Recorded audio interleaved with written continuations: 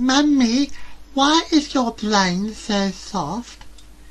Well, dear, I watch mainstream television that fills my brain up with crap. Soaps such as Recton Enders and Boring Nation Street. I also watch Mr. Attenborough and also Dr. Brian's cock, who tells me meaningless drivel that I automatically believe without question. Those brains that watch mainstream are as soft as your thoughts with mainstream propaganda. Yes, that was a crap beginning, wasn't it? And did you know that Pavarotti used to phone me for advice about singing? Can you smell something? Cats? No, it's bullshit, actually. No, actually, I ran out of time to do a gag this week. So, sorry, everybody. That's an old one. So, I thought I'd put that on just in case. But I had one lined up, and Ken sent me a gag. And sorry, Ken, I was going to say it this week, but I just ran out of time. Anyway, he needs no. Well, I'm going to give him an entrance. It's Survival Steve, Fockham Defence Minister.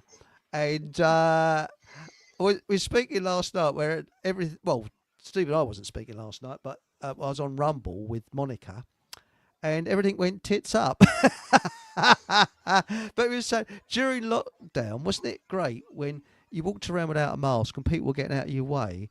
And I actually had visions of being royalty, because I felt like I said, well, you could bow instead of just getting out of the way. But it's nice to get the serfs just running out of your way as you're walking around. People having a big area around you.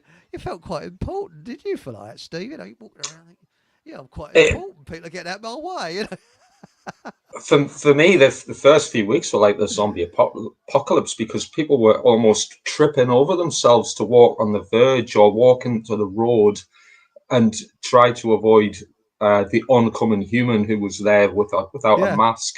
It was ridiculous. I wonder if people look back embarrassed of how they behaved during that time. It was childishly embarrassing, but I felt like one of the Cray twins walking around because people are getting out your way. So, get out my way, No, actually, I didn't do that, but it makes you feel like that. But anyway, what I want to expand on is healing. Not necessarily tonight, but any ideas, because this healing session we do at the beginning of the show seems to work. And hello, who we got coming on? We got His Royal Hanorak. Good evening, sir. It's a great honour, sir. Good evening. And, hello. By the way, I saw an unidentified object the other day. Seriously. The UFO. It was like lights, and it was a kind of blue colour, and it had wheels on it, and it had 251 on the front. And it's a bus. And I keep telling people I saw the bus, and they said, "No, you stupid sod! You wouldn't have seen one of those buses." But I've noticed they're very shy, those buses, because they don't come along on their own. You have about 3 of them together. You wait for ages, and there's 3 of them. But anyway, on with the show. And we're saying about the healing now. Tonight we got to do some healing. For Deb, who's got a gammy toe, a very bad toe. I think it's infected toe, and she's in a lot of pain with it.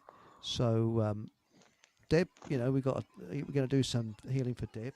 We've also got to do some healing for Christine, who very, very kindly sent me this. I don't know if you can read it there. Belated BE Day, Unsung Heroes.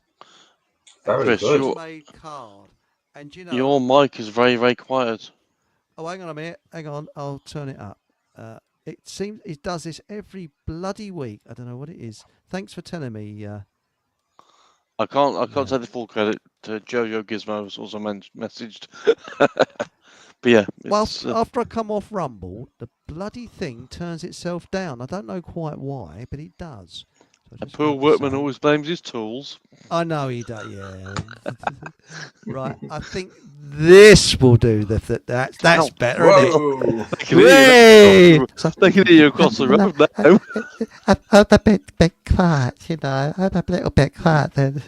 By the way, very quickly, do you think that our dear gracious leader, Keir Starmer, is a bit like that bloke from Some Mothers Do Have 'Em? Oh, Betty. He's a bit like that, isn't he? So, I had a He bit is. of trouble. He sort of speaks like this, doesn't he? Did you? Oh, by the way, I'm going to do an impersonation. What is this?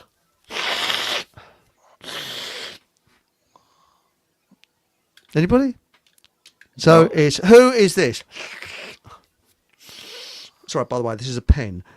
Yes, it's Macron from France, Starmer, and a German Chancellor on a train together. Because did you see him sitting at that table and there's some substance on the table? Whoops, yes, I think they've been No. snorting it. Yes, British rail So- flour, was it? yes, it's all. You know, shall we say it's Rastafarian Old Holborn? No, it wasn't quite that. No, it was wacky backy. No, it was cocaine, I think, or it could have been flour. I don't know. Anyway, on with the story. Christine kindly sent that. She's homemade card. Isn't that lovely? And that's, Brilliant, that. That's to honour my dad. And there's the inside, and there's the back, and isn't that beautiful?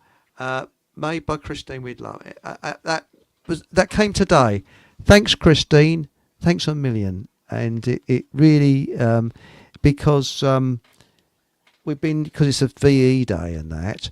I got a little memorial in my garden, so I can't leave the card on there very long, but I'll put the card on there for about a quarter of an hour or so tomorrow because it was going to rain today, but it didn't, so I couldn't. But this only came about 4:00 this afternoon.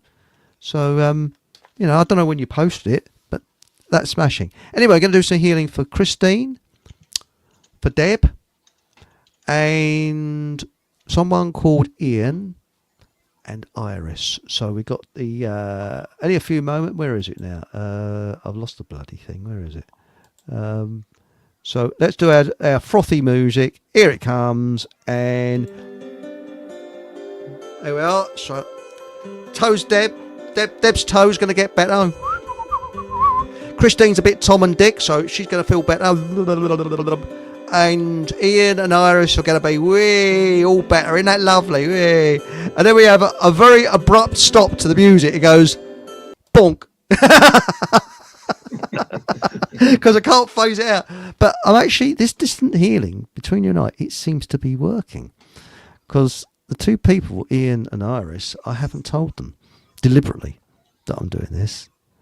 It's a neighbour of mine, and I noticed my neighbour was a lot better the next day, but I still haven't said a word. Meditation works well like that as well. You can, if you do any meditation, you can concentrate on either yourself or other people, and that also helps heal people. Yeah, it also does. I know sometimes Milane is on the chat sometimes, and she talks about affirmations, about saying I am perfect health and meaning it, and saying positive things to yourself, because we are 90% water, and we know that words affect the molecular structure of water. So I think the words we choose are very important. Although I did have some, did have a select chosen words for some driver this morning who missed me by inches as I was walking to see my mum. Oh dear! Hopefully, some of those caught up with him. You weren't walking on the road again, were you? Say again? You weren't walking on the road again, were you? Oh, just where my bom's care home is. I'll tell you what, it's in the middle of nowhere. It's proper Oh bloody dodgy. hell! Yeah, but not for long. It's awful. I wish your mum better, because in a care home it's not very nice. It's like a sort of a prison in a way, isn't it? Really. Basically, with the door open. Yeah. We should have added her to the list. What's your mum's name, Paul? Joyce Godding. Joyce Godden. Joyce. So shall we do a quickie? Yeah. So we do a little bit of the. And we have an abrupt stop to it as well. So here we go. So Joyce got in out of that care home and happy and joyful, and that's it. That's lovely. That's it. So wish you better. I'm going to get was it Kathy Katie? I've got a terrible memory for names. That was who Holly recommended. You know, when she came on the healing, like, you know, the lady with the bit of herbs and that. I want to drag her kicking and screaming back again because she was bloody fantastic. And I want to book her in for another show. And I want to expand on this healing thing because I think there's something in it. I really do think there's something in distant healing. And I've known people that's had distant healing and it bloody works, you know, so because we're all water and all that. Do you know anything about that, Steve or Paul? You know, you into distant healing? I'm not a big expert on it. I mean, I've obviously heard of all that. In fact, I used to do something called Spirit Board with a group from the Northeast. We spoke to some very interesting individuals during that, by the way. That, for want of a better term, that's what's commonly known as a Ouija board. We call it a spirit board, and we used to start off by giving a healing to it was all sorts of people that we knew, people that we didn't know, and even animals and pets. What the results of, I'll be quite honest, I'm not 100% on, but there's obviously something to it because I don't know if you've ever seen, done, or heard much about spirit board work. But no, I'll keep away from it. Yeah, most people would instantly say, yeah, I'm keeping away from all that. That's spooky magic stuff. That's the devil's work or whatever else. But you could instantly see the positive theme to the energy given off into the glass that was being spun around. The glass would you could see it was almost dancing across the board. Whenever you give something positive into it, but positive affirmations towards people for healing. No word of a lie. For healing? Yeah, really? Yeah. Because we used to give healing. Because I've actually had spiritual healing done. It is absolutely fantastic because you actually feel a buzz. It's a person's. They don't touch you. You just feel this buzz coming over you. And I'd like to learn how to do it. And the woman said, everybody can do it. You just got to tune into it. Like Reiki? Yeah. And, by the way, you got a new microphone. Blimey, that's nice, isn't it? I just noticed that. Have you noticed this? It's like, it's hard. I know. It's hard to drink a beer. It is straw. Stuff's not as macho through a straw, though. But, of course... I go one better because I advertise as I'm drinking. Well, I advertise while I'm drinking as well.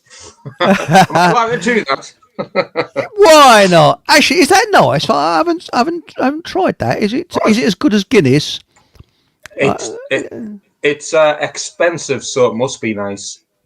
It's quite refreshing, so I do recommend it. Do you know what? I did have a tin of Skull in the fridge, and I thought, I better not crack that on your show. You'll think I'm a right Geordie idiot if I start drinking Skull. I don't know if you can still get Skull. It used to be the adverts years ago used to be with Hagar the Horrible. Do you remember? Yeah. The cartoon strip on the back of the Sun. It was the only bit of the Sun that was actually worth reading. Well, it's that cheap that actually give it away. Well, do you remember they used to have an advert for margarine which says, I can't believe it's not butter? Well, I tried a lager once where I felt like telling them that I can't believe this is not piss because you're so drunk. Bloody hell, what is this? You need to start drinking up north if you want to avoid that stuff. It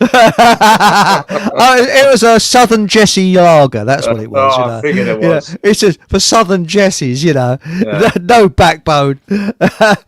But actually, we're going all the way around the world now. We're going international because we've got Daisy 44 from sunny Crete. Bloody hell. I'm very envious. Timothy. Hey, Crete, eh? Very nice. What part? And I know you're going to answer. All of you. Yes, I know. I've heard that joke before. But is it north part, south part, middle bit? Did you know? Better not tell Daisy. Daisy, put your fingers in your ears now. That Crete has some of the most dangerous steaks in Europe. Seriously. But they're all up in the mountains, I think. Have you ever heard that one before? That Crete has the most dangerous snakes? Oh, I thought you said steaks. No, snakes, you know. No, I didn't know that. No. Yeah. Oh, Now, Patrick has said, what is the Fockham Hall doing about the power outages in London? First I've heard of it. And Patrick's in Wisconsin. I'm in Hertfordshire. And I don't know, is there power outages in London? I don't know. I've just had a quick look on the BBC News, so that's bound to be legit. Apparently a lot of the London Underground services are suspended at the moment. Power outages, so... Hooray! I wonder which roll of the dice, which country will be next. Well, I said this on Telegram. I was actually trapped down the tube once, up against the door. I literally couldn't move my arms. I just crammed in full rush hour. And the train did an emergency stop, and all the lights went out. And have you seen the film Das Boot? It's a bit like that, being in a submarine. And believe me, after about a quarter of an hour, you start to get a headache because the oxygen levels, because tube trains actually push the air through the tunnels to keep the air circulating. And after about half an hour, you've got a mother of all headaches because of lack of, and it must have been terrible in submarines. But what me was, you couldn't see anything, but you could hear women going, ah! And this posh voice said, "Madam, will you please stop screaming? It's not going to alter the situation, is it?" I forgot. It's not a city gent type. Will you please stop screaming? And they was talking about smashing the windows. But the trouble is, as it was so packed in Russia, nobody could move. So you couldn't. And also, they're toughened glass, so you need a heck of a lot to smash. And the thing is, if it's sat within one of the enclosed tunnels, smashing the window won't make any difference because it's not exactly... Precisely. There's not exactly a lot of room around the train in the first place. That's right, yeah. But I was feeling a bit queasy, I was feeling pretty bad after about a quarter of an hour because it's the oxygen thing. And plus, when they did the emergency stop, I had a load of people falling up against me, so that didn't help, But when you can't move, that's the thing. You just cannot move. It's more than claustrophobic. And I think it was the longest tube ride. I think was it Finsbury Park and Manor House? This is when I worked in London. I think that's the longest run, and we was right in the middle of it. Is it the Victoria line? Piccadilly, I think it is. Piccadilly line, yeah. Piccadilly, yeah. And I don't like tubes. I really do not like tubes at all. It's just, I just find it claustrophobic, But it's good fun when they stick the foot down. I'll tell you what, they're not rattle along, but it seems like it. That's right. And then you get a tramp get on and sit next to you. Because if you go on the Circle line, the tramps used to go on the Circle line and sleep on there, doss on there all day because it just went round and round in a circle. So, yeah. The thing is, with the stuff they've introduced now, where if you're on, like for example, the District line, they've now got carriages where you can walk through from basically one end right the way through to the other. But in a terrorist situation, I think individual carriages would actually contain any potential issue. So for example, when you chuck some substance on there, it'd just be contained within one coach rather than basically engulfing the entire train. Do you know what I mean? And they're trying this now on the Piccadilly line with the same sort of stock where it's all open-ended. I think it's a recipe for issues. Well, so if you fart at one end, the person at the other end of the train can still spell it. Precisely. But what got me is that the train driver never mailed any announcements, and the reason why is a total blackout, and we didn't even have the emergency light on. And but what they normally do is you walk through, and there's a door at at the front of the train, and you just walk out, and they guide you along the track until the next, so you can walk to the next station. And I know somebody actually had to do that, but they had sort of lighting along the way so you can see where you're going. Well, that day it was pitch black, so that's probably why they didn't let us out, you know.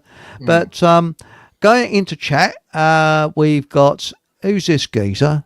Don't know who he is. Probably a troll, so won't bother with him. He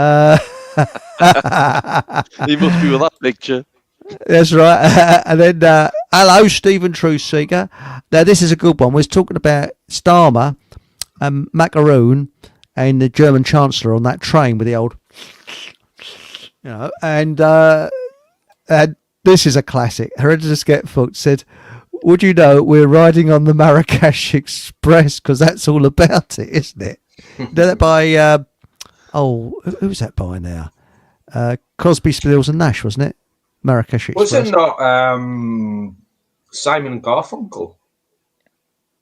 No, I don't think so. Wasn't it? No, it's all right, Crosby, Stills and Nash. I know it's one of my favourites. It's a fantastic record. And I didn't know it's about drugs. I thought it was just a nice record about going on a train. I'm going there. I'm actually doing some expedition out there later on this year. If anyone fancies Marrakesh? coming. Yeah, I believe so. Yeah. Is it going for a tramp across the desert? And will the tramp mind? I don't know if you'd mind, but yeah, it's something along those lines, and some couple of days in the mountains as well, with some survival stuff thrown in there for good measure.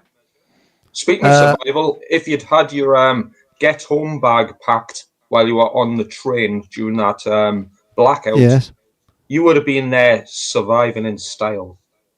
I would have been, wouldn't I? You would have had your torch, your food, a bottle of water, a magazine to read for when you get bored. I couldn't because it's pitch black. And also, I couldn't move. Yeah, but I couldn't bleeding move. I was jammed up against the bleeding doors. Yeah, there's the thing, yeah. But Chris, did you consider going up to the front of the train and offering the driver 50 pence and saying, do you want to put that in the meter? I did think of panicking, you see. That did cross my mind. I thought, now what should we do? Do the logical thing. Panic. And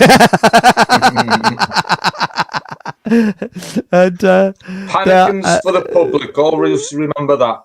Panicking is for the public. Come on. Yeah. While there's a pause, can I put a shout out for Mew Waters, because I saw her in the chat and she said hello, and I must say hello. All right. Hang on, where's Maureen? Hang on, I've just started that so I can go back to it. And where's Maureen? Maureen. Come on, Maureen. So more. I've lost her. Oh, here she is. Here she is. Hello, Maureen. Yeah. Hi, Steve.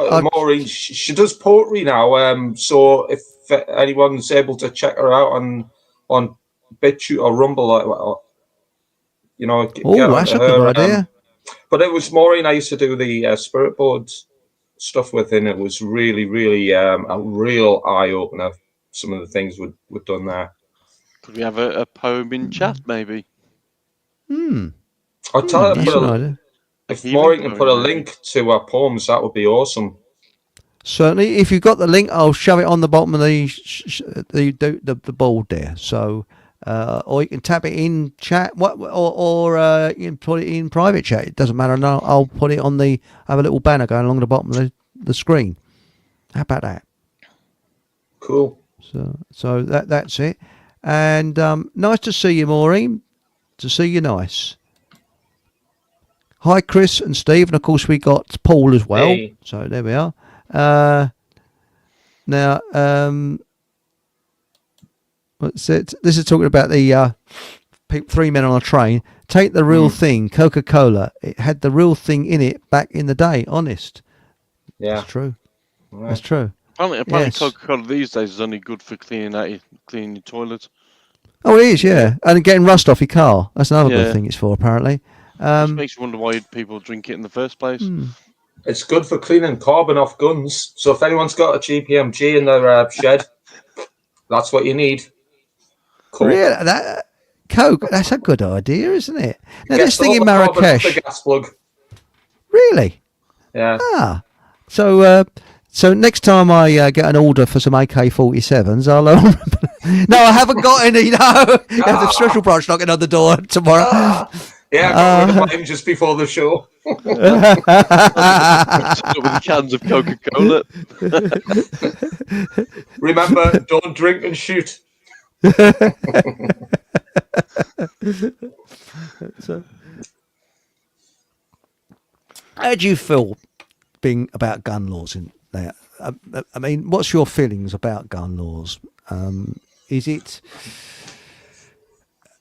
Do you think they're too strict in it? Because the 1921 gun, was it? There was an act, wasn't there, in 1921, or 1920, that removed all our guns. Yeah, that's right. Yeah. Because before then, you can go and buy one over the table. You know, send a child up there to get your guns. Can you go and get a Remington? All right. You got a Remington? You're certainly, sonny. You want some bullets with it? You know, I mean, those are the days. But ironically, even though I'm an ex-soldier, I'm not allowed guns because I think I've been banned. Oh no! Because I think I present too much of a danger because I offered to what's the word? Trying to think of how I can term this on YouTube. Hose down those folks in a certain building in the centre of London. Yes. But I like what they say in Texas. Guns force politeness. I think it's very true. He said everyone's very polite when you walk anywhere. You got a gun in your holster. Hello, sir. How are you? It forces, and they have signs, don't they, outside their houses? Was it every caller is met with an armed response? So you're delivering the milk, and the milk comes along. There's a bloke with a bloody great gun there. But I'm all in favour of the Second Amendment. Well done, America. Stick to your guns, there, dudes. Yeah. Because can you imagine the scenario with what went on 5 years ago, as we know, that if you've got a redneck and some doctor walking up with an arm brew and about to say, you need to take this, and he's got a shotgun, are you really going to do that? You're not, are you? So I get a feeling all these things on where we keep hearing about mass shootings and that sort of thing is to try and get the American people to stop using guns. That's right. Because then they're easier to control. You can't control a nation if they're armed. Do you know, I've done a complete U-turn on that. I used to be very anti-gun. That was my background. Don't like guns. I was wrong because then was then and now is now. And I think where you've got an armed country, and I'd actually shudder if my former self could hear myself speaking now. When you take people's guns away, tyranny, because the gun can do whatever they want. Because in America, they've got to be a bit careful, very careful, because they'll have a revolution on their hand if they take a step a little bit too far.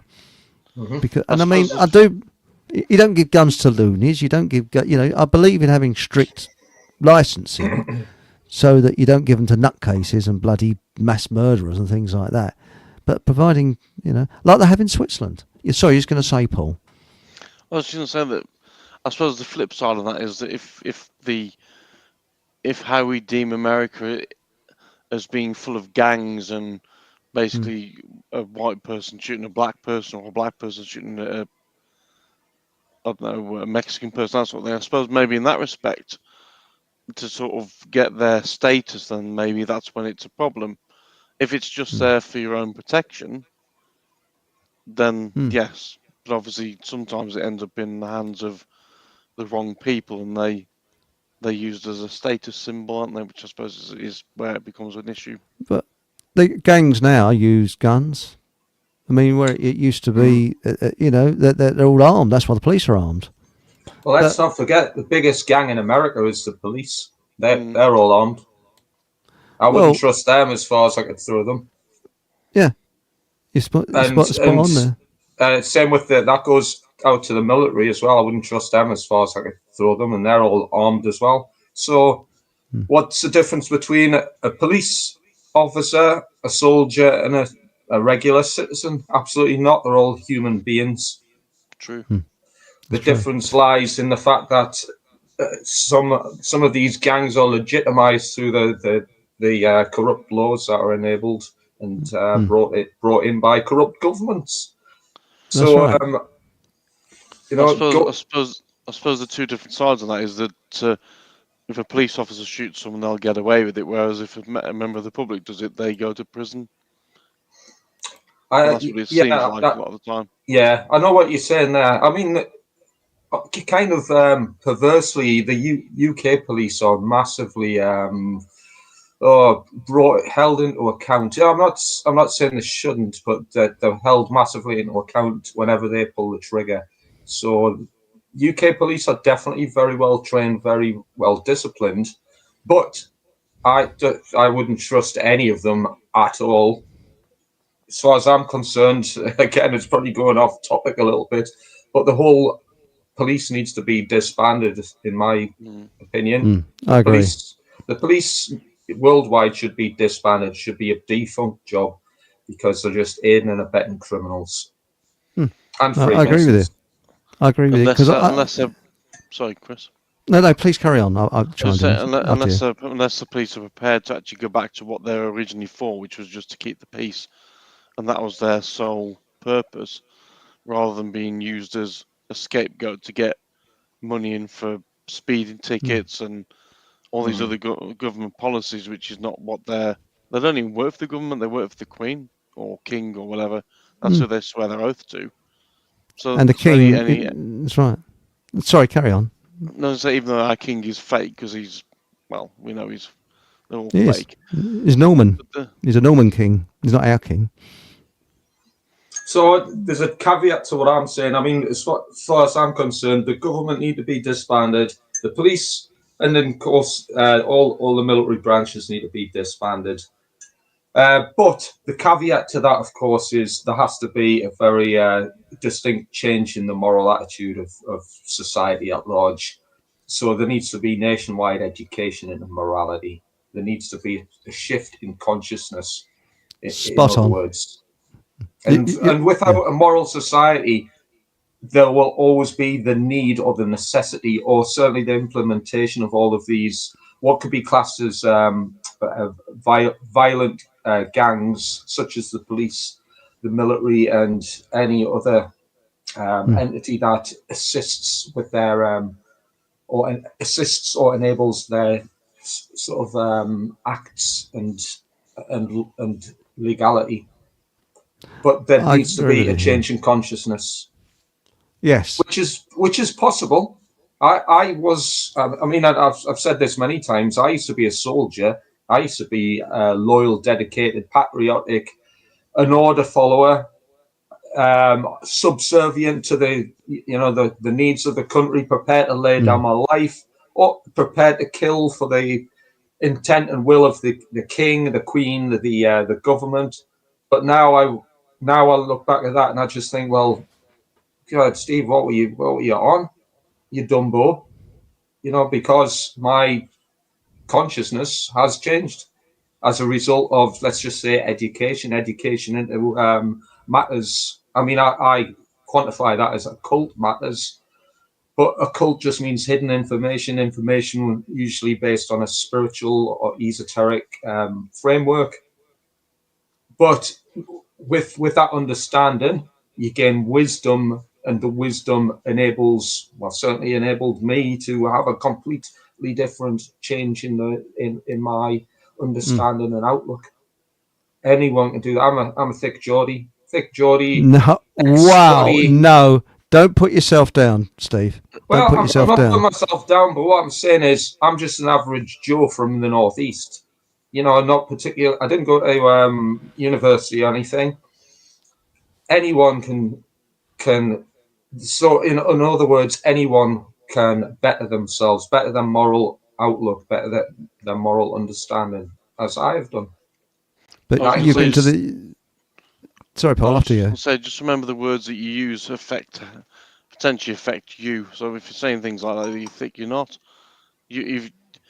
we've all been on a journey over the last 5 years, 10 years, 15, 20, whatever it is. And those journeys, obviously, the decisions we make affect our lives, but you can't change what's gone before you. Obviously, your path changes as you travel along, as it were. You've been to the University of Life. Yeah. And the fact of the matter is, you've been through. There's a reason why you was in the army, and it's like everything else. Mozart was shit at music when he was 5, or when he was 3, but he gradually became good at music. And when he was 6, he was pretty good. Yeah, he's pretty good. But I come from the other end, because my father, what he saw in the war, he said, if you ever had a son, he'd never put a gun in that son's hands. So when I was born, I was brought up without having toy guns, and to be a pacifist, very much a pacifist. And I can understand the dad's way of thinking then, but then was then and now is now. And I'm now turned full circle. And I was wrong on a lot of things I said then, because then was, as I say, things change as you go through different stages of life. The University of Life, you get qualifications in the University of Life. Everybody does. And it's learning from those situations. Now, what you were saying, Steve, is absolutely spot on, because we've lost a form of morality in this country, because once upon a time, people didn't look on others as being so dishonest. Everywhere you go now, you're looked upon like a crook. You go to bank, have you got ID? Have you got this? Have you got that? You got to prove who you are all the bloody time. Where once upon a time you didn't have to do that. Go into a bank and say, you didn't have to go through so many checks and balances and things like that, tapping numbers in and giving people passwords. All right, we didn't have computers years ago, but I like what you say about this building. Well, it's really self-respect and self-discipline, which is the highest discipline you could ever wish to find, self-discipline. And I don't even believe in having driving licenses or anything like that. Yeah, I'm with you on that. When you can drive, you can drive. And with schools, you don't need speed cameras. You would just alter the way the road is designed, so you can't go over 30 miles an hour with just chicanes. You just, and they do that in the Netherlands, so children are quite safe. Alternatively, you get rid of the option to have insurance on your car, and if you run into someone, you take full responsibility for that, which is, I was thinking about something then when you're saying about that. Obviously, all the ID we take with us isn't us anyways. It's what we call what they call a straw man. I mean, like today, That's right.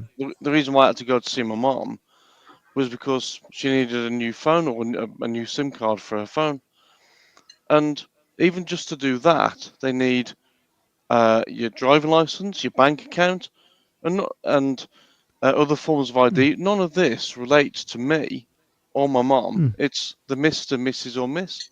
Well, that isn't us. That's our straw man. That's our legal fiction. That's right. And it's that, and it feels quite. Knowing what I know now, it feels odd that I'm having to prove that I'm this dead entity, basically. That with this Mister at the beginning of it, that's not me. Any letter that comes with my letterbox that's got Mr. Paul Godding on, I ignore them. They're not me. That isn't my name. We have to prove everything, and I think with what you were saying, if they got rid of the driving license and basically said to everybody, right, you can drive a car, but you are fully responsible for that car. So if you hit something, it comes out of your money. You pay for it to be replaced, repaired, or whatever. So that takes the responsibility back to the driver of the vehicle, because that would then change the way people drive. Because at the moment, people drive like they don't give a shit. A lot of the time, they don't indicate. Well, they don't. The driving standards are really poor out there.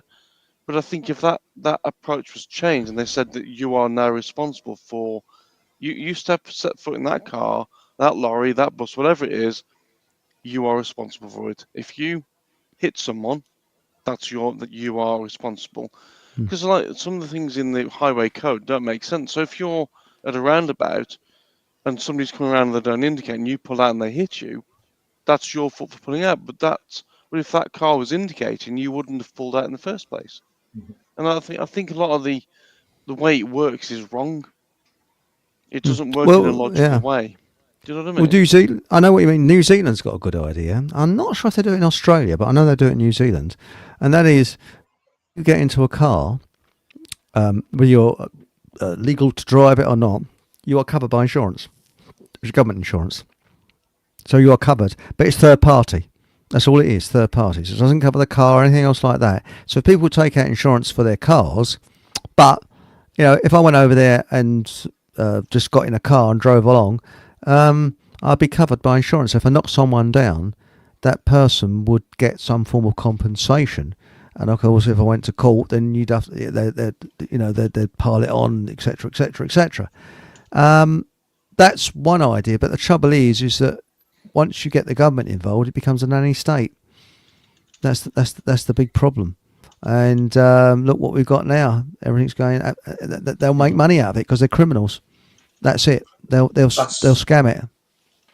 I mean, most people probably recognise that this is how governments actually work. That the term "order out of chaos" is the motto of Freemasonry. But even governments use this understanding because they realise that when there's chaos and disorder and disharmony going on in the world, that they can coin in at the expense of the lack of morality.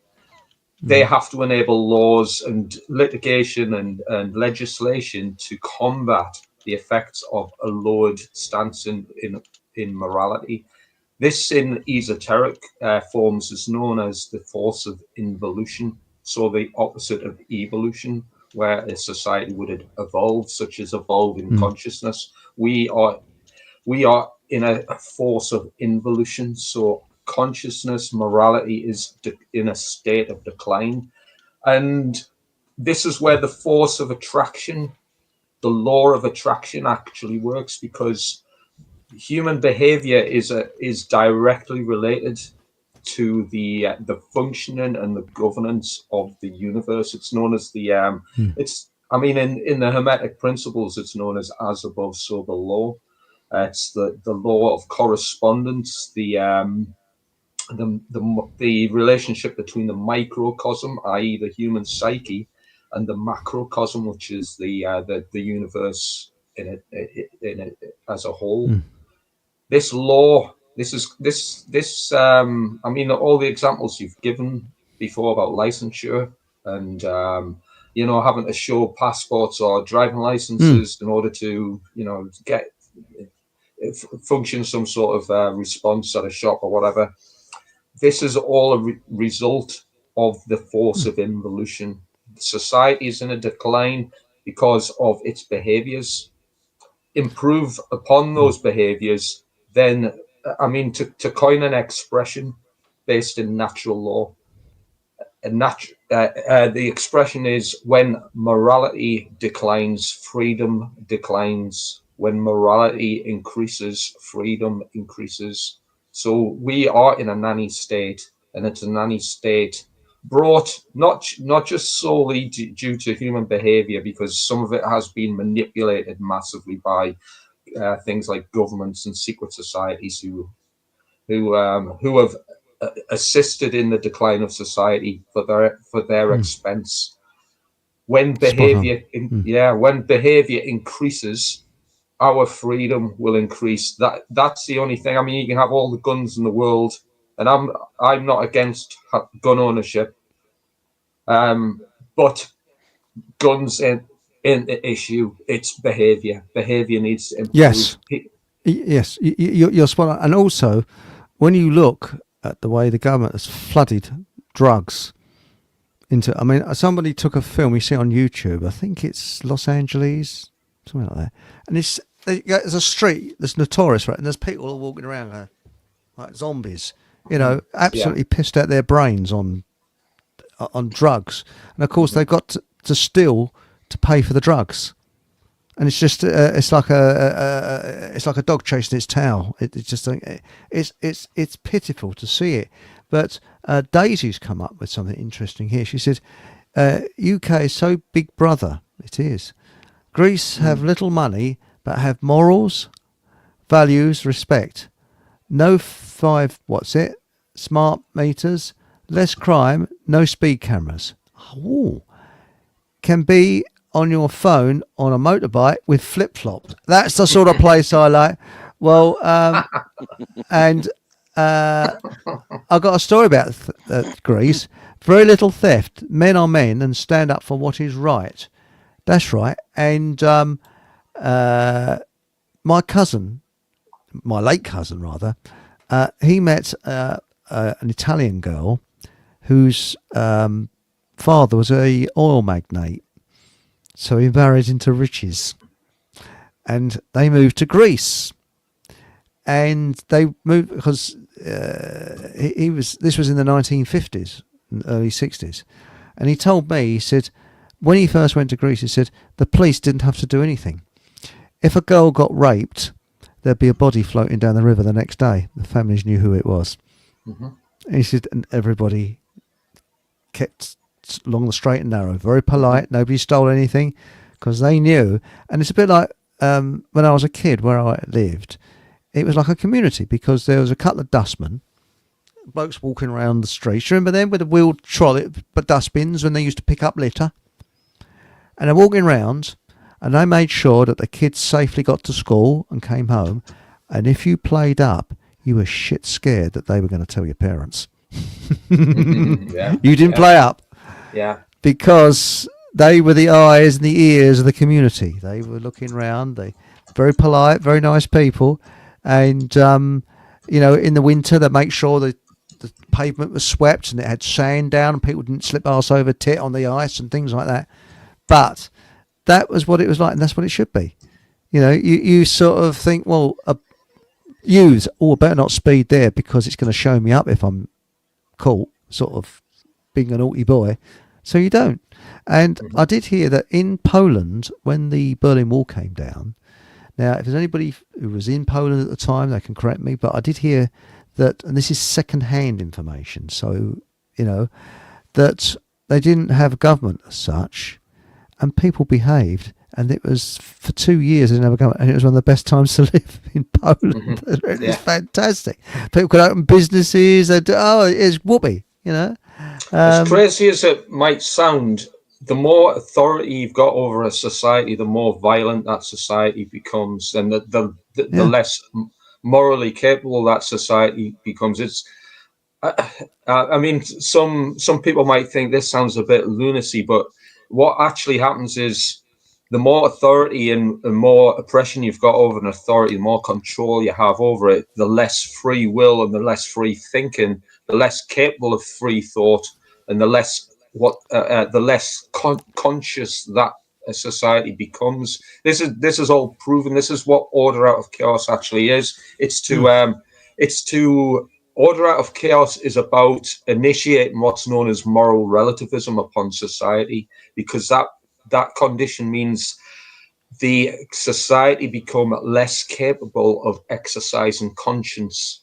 So when they're less capable of exercising their own conscience, i.e. doing the right thing, because they've got a good understanding of the difference between right and wrong, which is all based on morality, then they become more dependent upon their sort of big brother, their authority figure. So the more rules, the more regulations, the more the tighter the controls, the greater the aspect of moral relativism in that society. Now, I'm going to plug something on. I'm going to plug something just on the chat there.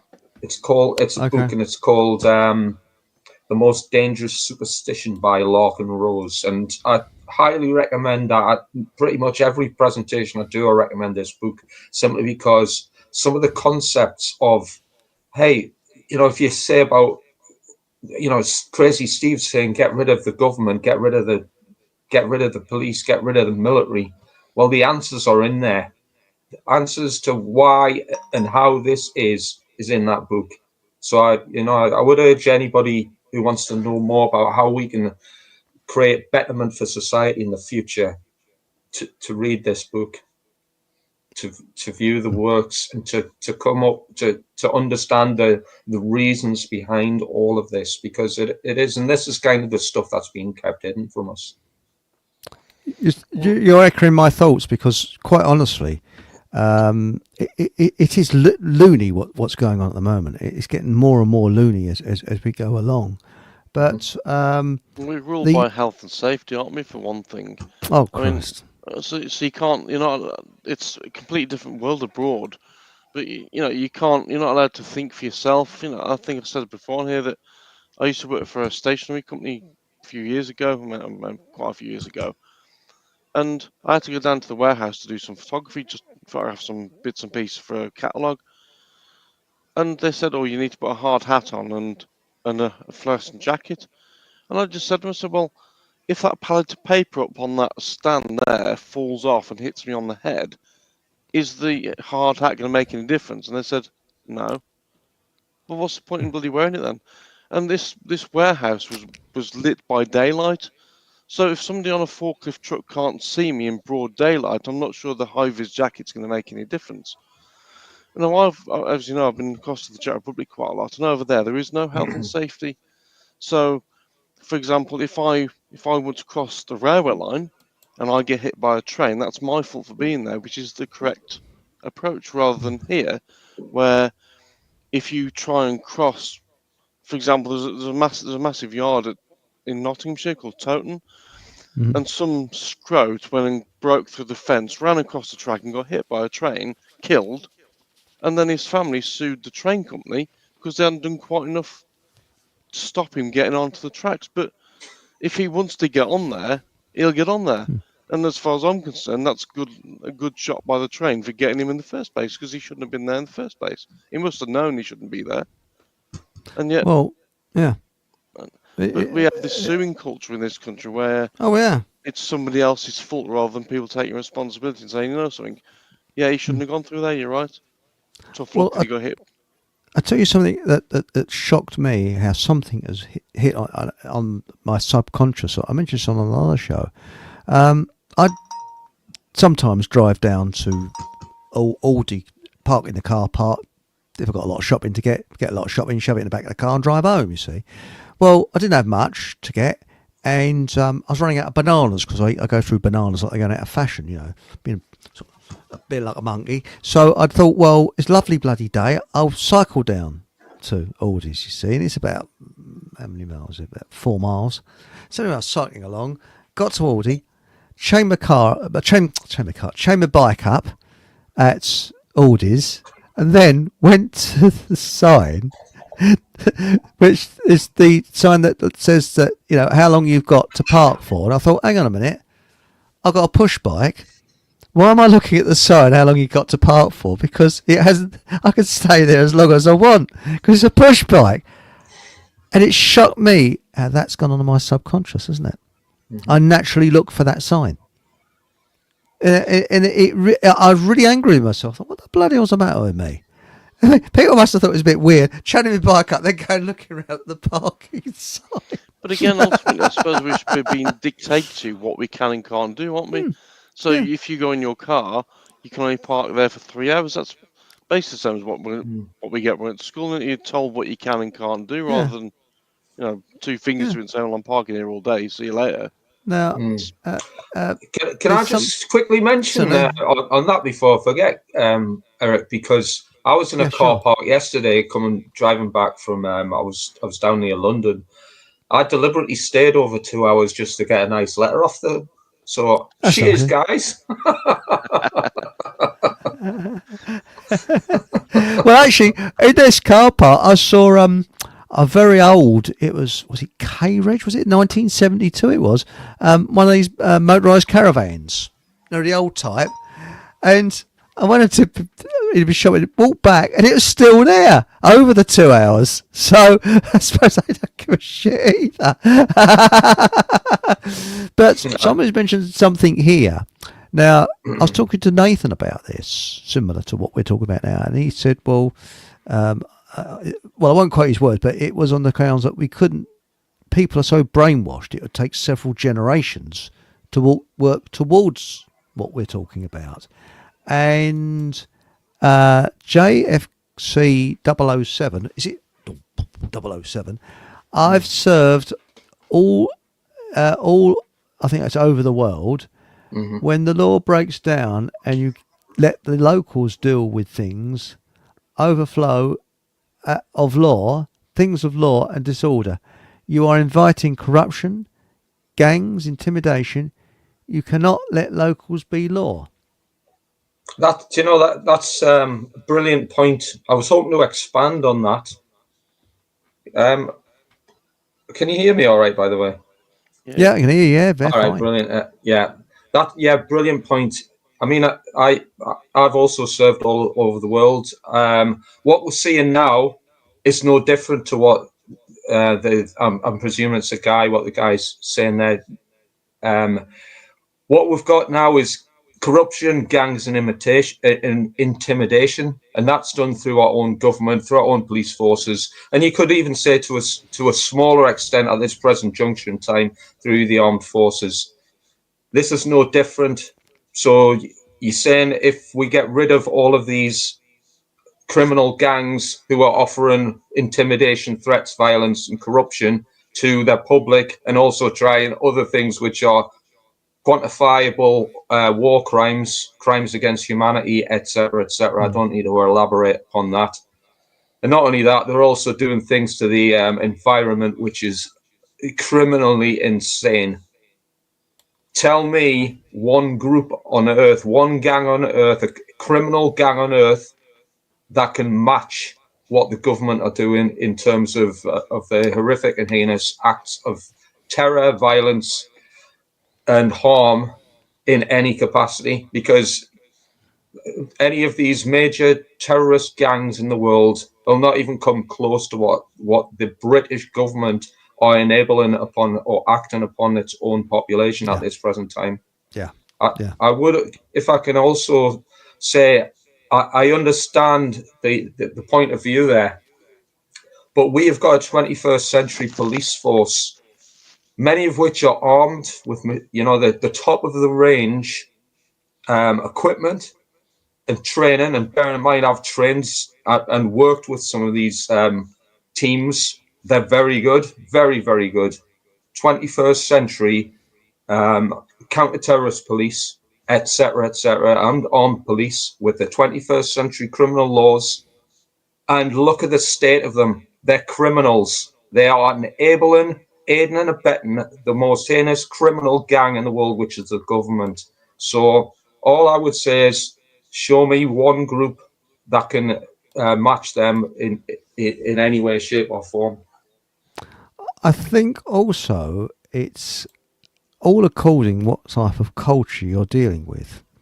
Now, I don't want to sound racial or anything like that, but you go to, say, a country where people there's quite a culture shock, where one generation were primitive to our standards, although it depends on what you read primitive as, but hunter-gatherers, let's put it that way. And the next minute, they've got clothes, they're in houses, but they've still got the hunter-gatherer mindset. So they've got this sort of modern then, and I think a lot of the third world are in that situation. Yes, letting the locals go, it would, where they were, because they're in an environment which is alien to them. Because they've just recently been put into this modern 20th century environment, or 21st century environment. Whereas with our environment, we have been in this, shall we say, culture where we're more educated, we've got the internet and things like that. I think there'd be less chance of being violent. I could be talking out my arse, I don't know, but that's the way I look at it. So you look at more third world countries, yes, there's lots of violence on the street, but not so. I mean, Argentina, when they had their financial problems in the early 90s, I was talking to an Argentinian, and he said what they did there was potholes in the road, so a load of neighbours went down the road with chain cutters, opened up the council place, got their equipment, and filled the potholes in the roads, and people started taking pride in their areas. Litter was picked up. Things started to work without the government. It's only when the UN, the International Monetary Fund, noticed, oh bloody hell, people are noticing that government's not much point. Things are working pretty well, and they were starting to devise their own currencies and things like that. That they pumped loads of money into Argentina and stopped the financial crisis. So I think it depends on what culture you're dealing with, whether it's third world or not. And again, I'm not being racial or anything like that. It's just the mentality of the people. For example, Aborigines in Australia, they've taken them out of the bush, and the alcoholism is through the roof. And the reason why, they're not in an environment that they love, that they've been brought up in. And, that they can still live a modern life, but out in the bush, that's where they're happy being. Some may not be. Some might want to live in a city. It's entirely up to them. But the point I'm getting at is you can't change a person's culture overnight. And that's why you would get that great throwback. Nothing would work. But I think it would be different in Europe and the West. Again, I'm not... can you imagine Japan if they didn't have a government? They'd probably carry on. And Ronald Reagan said, if the government took a holiday, was it for 6 months, nobody would notice any difference. Do you remember that? Yeah, he actually said that. I think it's 3 months. I can't remember the exact time, but I remember Ronald Reagan saying that. But, I've got to admit, I agree with the points that you're making. Certain cultures, certain groups, certain identities are going to have a lot more of a problem in adjusting to a massive paradigm shift. But this paradigm shift, you've got to remember, this has been happening over 5 years now. I mean, there's a lot of people I speak to now who will agree with my points about, the government are corrupt, the government are, threatening, intimidating, and creating problems in the world. 5 years ago, prior, BC, if I'd had this same conversation, I was looked at as more of an idiot than I am now at times. but you get what I'm saying. Society has had 5 years up to this point of time to adjust, to at least see some of the problems in society and see the causal factors, and realize that there is options, and those options ought to become self-governable by increasing our own personal morality and the morality of society as a whole. This is all achievable, and it might take a number of years, but we're never ever going to stop violence in society. There's always going to be murders. There's always going to be serious crimes going on. But that's not necessarily a reflection of the amount of control that needs to be exerted upon a population. A population needs no control. But then, do the murders and the massive crimes that take place, are they, given you and I both understand about numerology and decoding the news and stuff like that, and I wonder what percentage of the violent crimes and murders actually take place on the back of government wishes, or do they even take place at all, and they're all false flags, basically, just to make people think that we're all mass murderers, which we're not. Because let's be honest. If based on the news and what you see, in theory, me walking from here to the station, I have a chance of being murdered, but I think it's what's being portrayed on the television that people think we are, or that we're violent people. We're not. The only people who are violent are the people who are behind wars and things like that, who want to see us all injured and killed and all the rest of it. Because the general public don't want that. Here's a great kind of come back to what you're saying there, Paul. If we stopped government, the first thing that would happen, the first tangible result we would see through the cessation of government is war. There would be no war. There certainly wouldn't be wars overseas. Why? Because all wars, and bearing in mind, I'm 30-year veteran soldier. Wars are enabled by governments. People don't go to wars.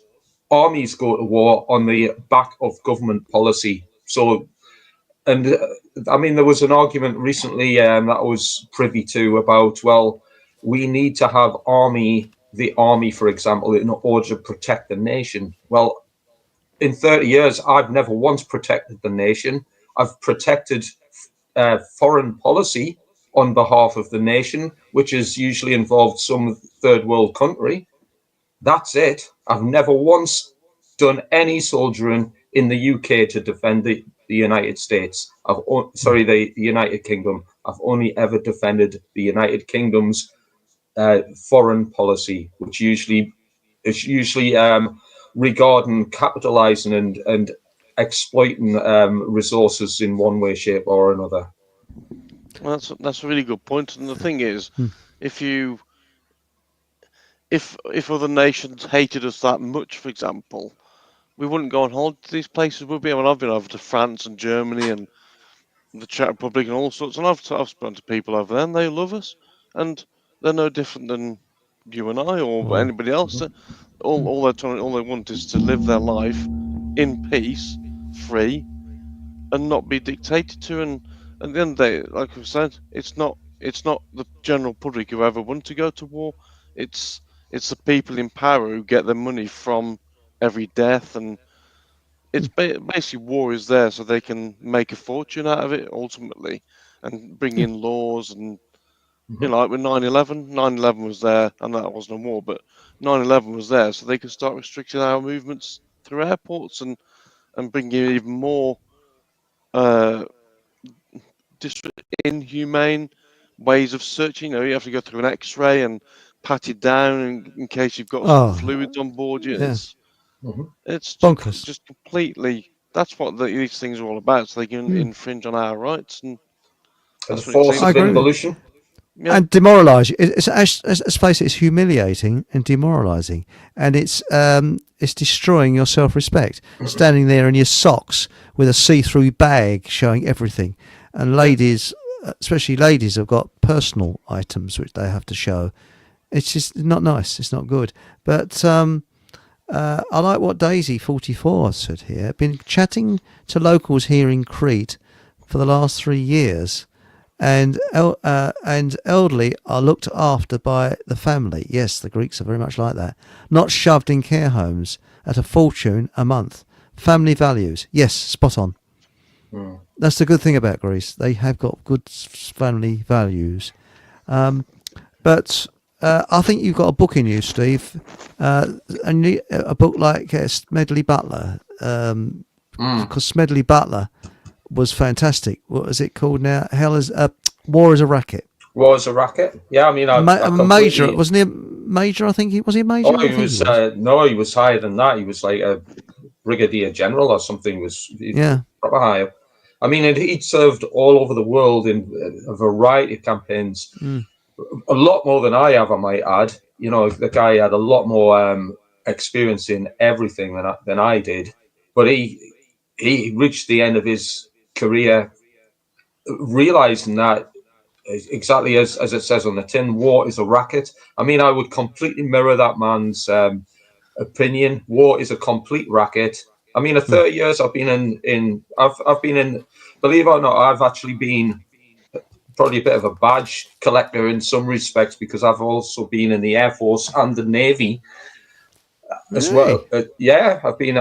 I've got 3 different service numbers: Army, Navy, and the Air Force. So, but I spent most of my time in the Army. So and that was obviously my favorite profession. And don't get me wrong, I'm not saying I didn't enjoy any of this. I didn't get a lot of reward out of my career. I'm certainly not knocking any of the people I work with. I work with some gleaming blokes, some really, really intelligent, hardworking, dedicated, professional, people. Hats off to the guys. But they need to realize that there's been a massive change in world affairs. And I mean, as you probably know, I've mentioned this before. I'm in. I formulated a WhatsApp group. It's called Soldiers Against Syringes, and oh, okay. Well, look at that. WhatsApp, soldiers against things. well, it's a private group. Sorry, I probably can't mention that word. It's a private Don't group, worry. and it's only a very small handful of uh, people I've worked with in my Oh, I'm former. sorry. I fully. I'm sorry. I shouldn't have. I understand. No, That's okay. but the reason I mention it is because I still keep in communications with some, serving soldiers, and I'll tell them bluntly. I've told them that they need to start looking for a new job. That's a moral thing to do. Is they need to resign and look for a new job until they've got the. I've said you need to have balls of steel to leave a job takes real guts and determination. As you know, well-paid job with the career prospects, with excitement, adventure, all of this. I'm not saying it's easy. It's not. It's massively hard, but I've done it. It's probably a bit easier for me because I'm an old git now, as I was towards the end of my career. When the coffin fit started. But it's the right thing to do. It has to be the moral thing to do. If you're not doing it because if you're not choosing the moral stance, then you're living a lie. They're living in a dream world, a fantasy.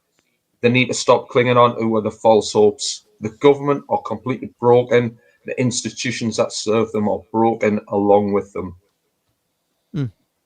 But DJB, that's spot on. Have you got a book, by the way, you're writing at all? Because I think you need to do one. You've definitely got one in you, a book. Who, me? Yeah. Me and Nathan. I think he's still in the chat. I'm still happy to add a chapter to his works if it's still coming up. I think he's writing about hypocritical Christianity. Oh, that's gonna be quite controversial. And I put DJ Beto has said a lot of people in the military are leaving, apparently, because I don't think they really want to fight in the Ukraine. But last night I was talking to Monica Schaefer, and her parents were German. Her father was a medic in the German army during World War II, and he was in Eisenhower's. When he became a POW, he was actually in Eisenhower's death fields. You heard about that, where Eisenhower put the POWs in the fields with little food, just nothing there, and they were just dying out of starvation and terrible. And he survived because he was smuggled out. Someone smuggled him out, and when you think about it, if it was 80 years ago now, Monica and I would have been enemies. We'd have been against the law, talking to each other because there was a no fraternisation law. You were not allowed to fraternise with German people. People don't realise that. And I was bringing up a few things like that, and I was telling her about some of the propaganda that was said, and it put a shock through both of our systems, because when you think about it, yesterday's enemy is today's friend, and today's friend is tomorrow's enemy, sort of thing, isn't it? Really, when you think, I think there's only a couple of countries this country has never been to war with. I think it's Portugal is one, and there's a couple of others, but we've been to war with almost even Iceland we've been to war with the Cod War in the 70s. I can't think of any country we haven't been to war with. We've been to a lot of war with the Netherlands, Sweden, France, Germany. We might have done in the Middle Ages, I think.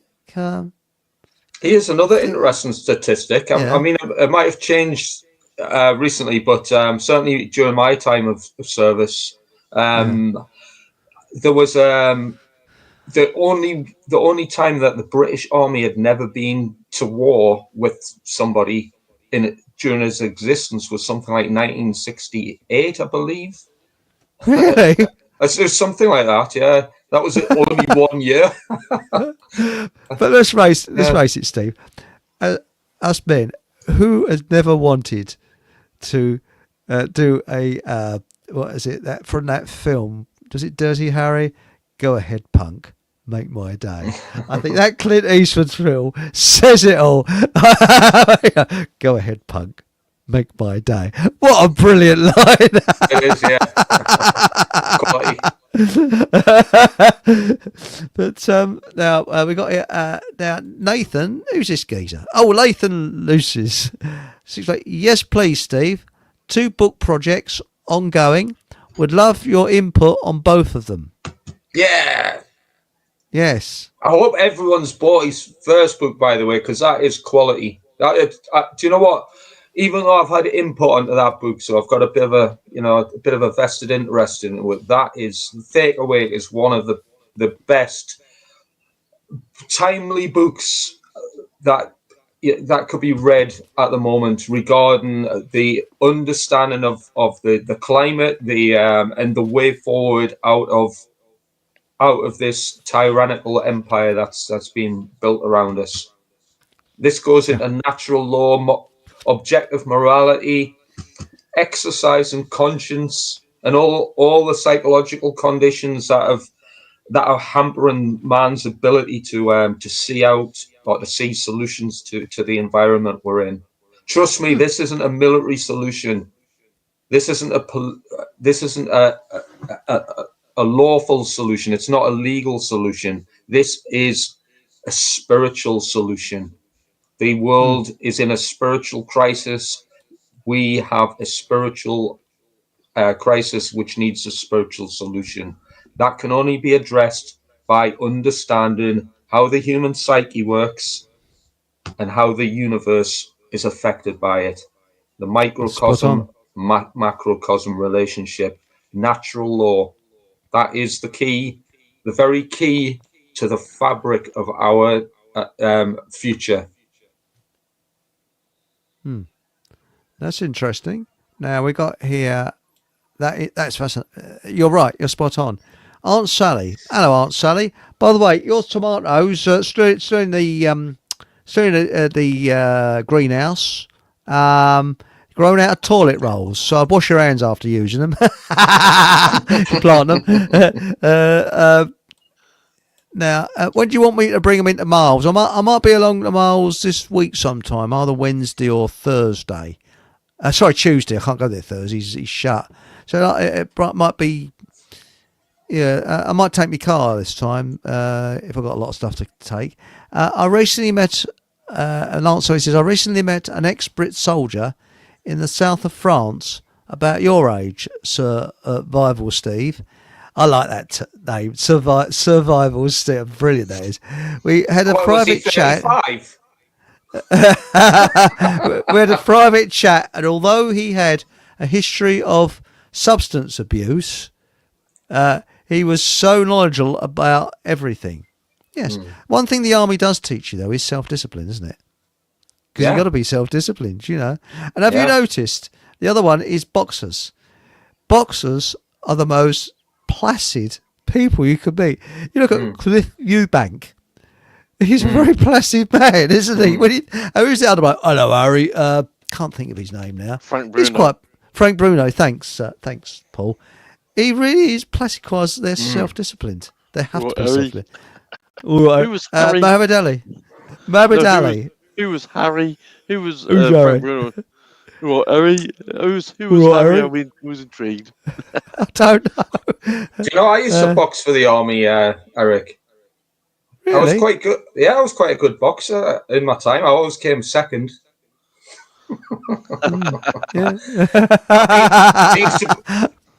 I used to have a smaller nose and smaller ears before my boxing career. Well, apparently, I heard that Elton John used to be a boxer as well. Well, apparently, he's been bashed around the ring a bit.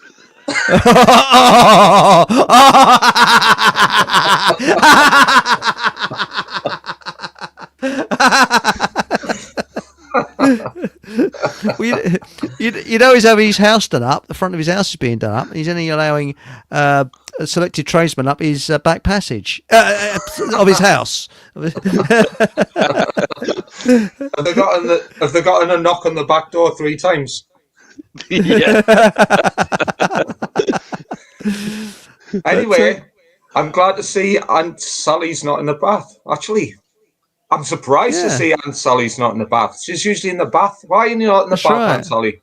Because little do the public know that we have got a secret camera in our bathroom, so we can see her in the bath. No, we haven't.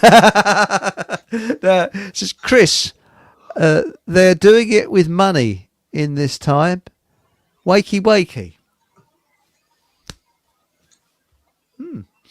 I'm not sure what that refers to.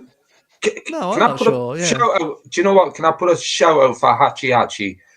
Because he's left some really endearing comments, mate. So I love you too, brother.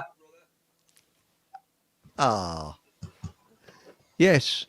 And in a masculine way.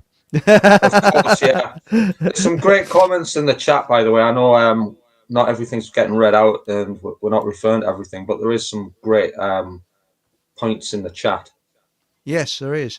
Oh, hang on, Aunt Sally. This is This is headline news. Aunt Sally is going to Miles I can go to Miles this week. So there we go. So Aunt Sally may be going to Miles. I'll need to contact Miles again myself, actually, Chris, and get some more Coca-Cola from him.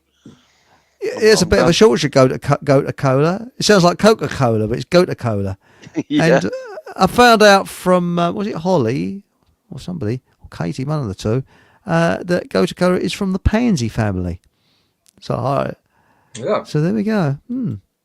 Now, we are, this is Marlene, says, we are in a spiritual war. The war has been on humanity all our lives. Yes, it has. Yes, yes. I mean, this is what the apocalypse is. The word apocalypse means to reveal. So, reveal as in revelation.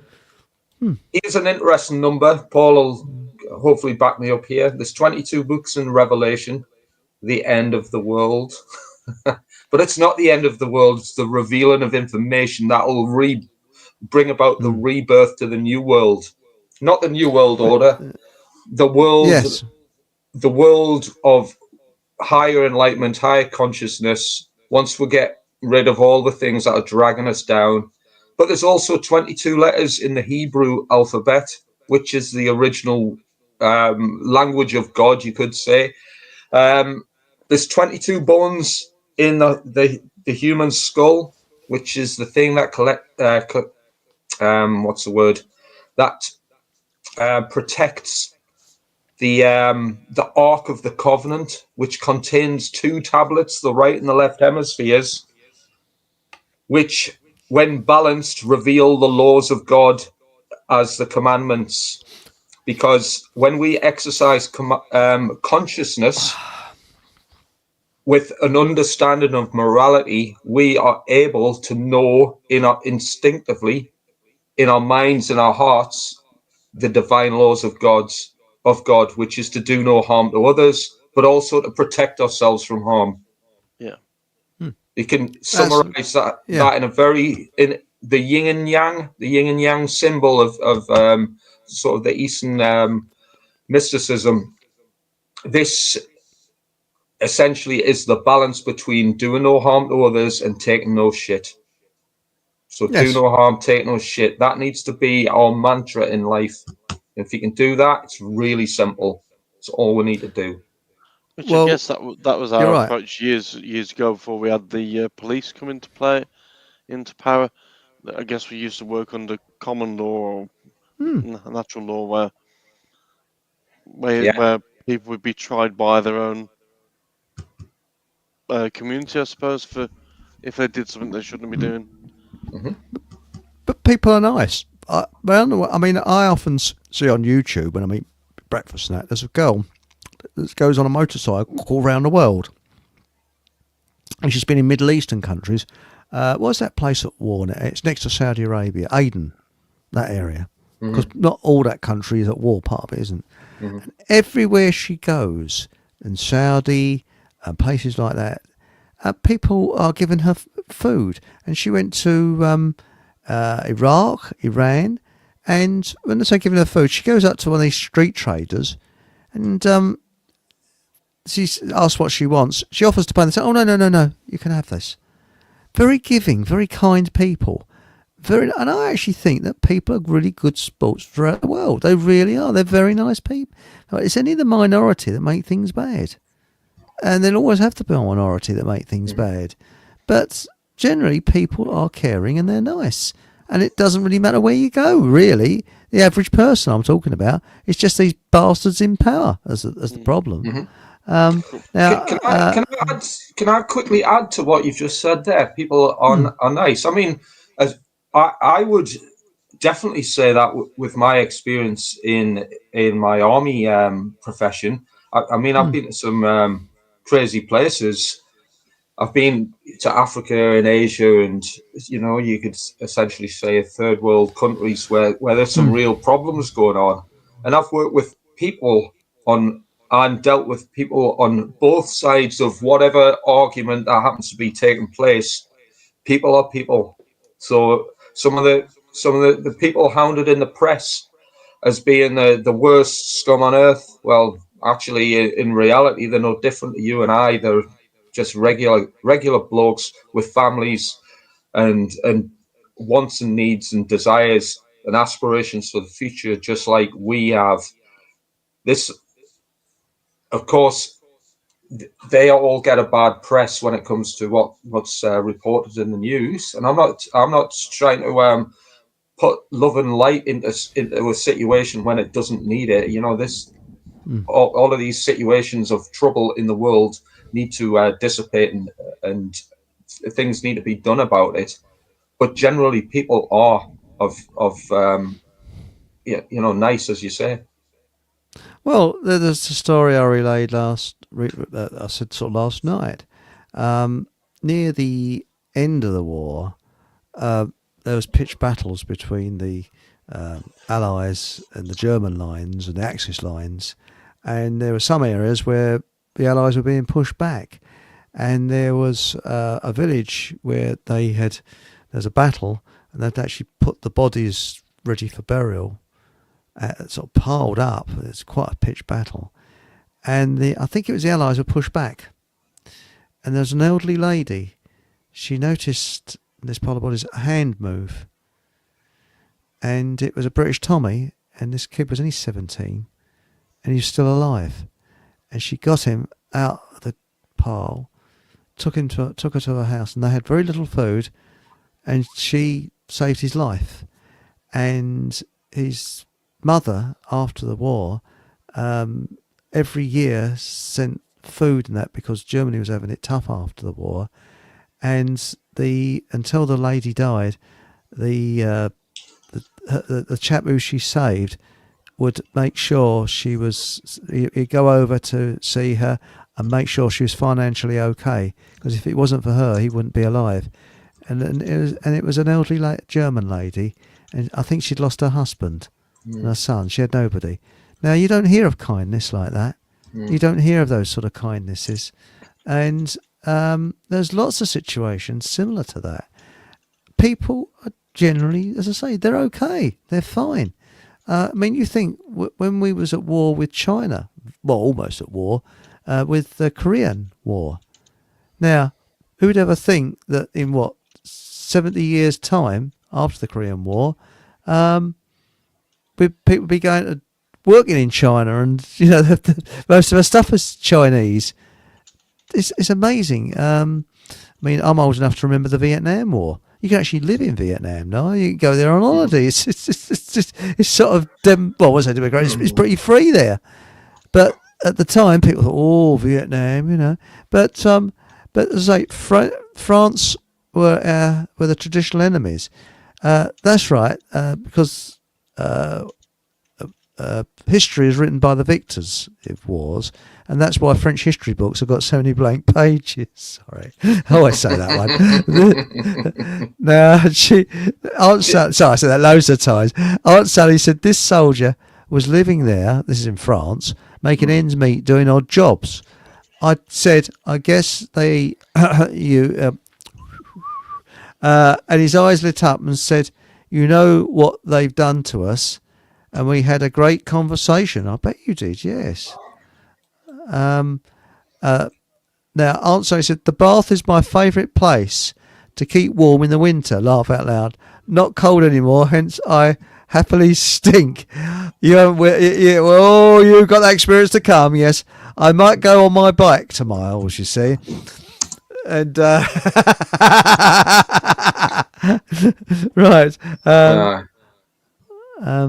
Now, this is interesting. Haji says, Aunt Sally, I've sat with the homeless in Southampton today. Not a lot of fun there. Not that bad. Oh dear, yes. That's right. And there's a lot of ex-service people actually homeless. I guess you see a lot of that up in northeast, because you can always tell an ex-serviceman by their shoulders. I can tell you it's something about their because the rifles. Am I right there, Steve? I'm not sure. How do you mean?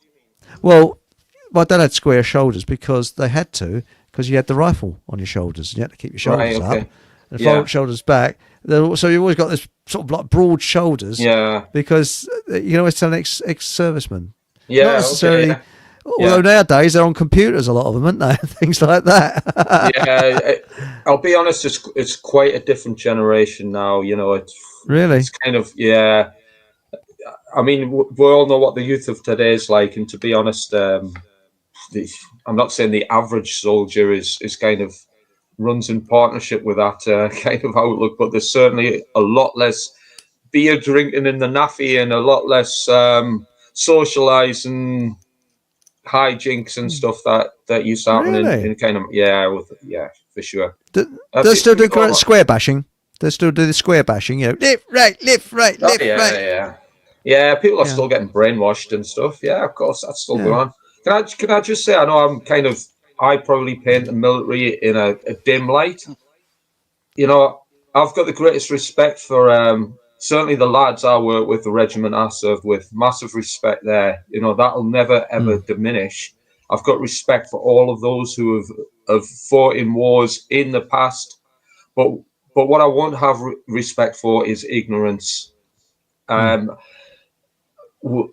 If we can justify some of the things, you know, and I'm talking about services here, if services and service personnel can justify some of the political issues that are going on in the world right now, then they are facing massive degrees of ignorance and rejecting an awful lot of information in order to come to that conclusion. And I'm also going to, if you don't mind, I'm just going to put this in chat.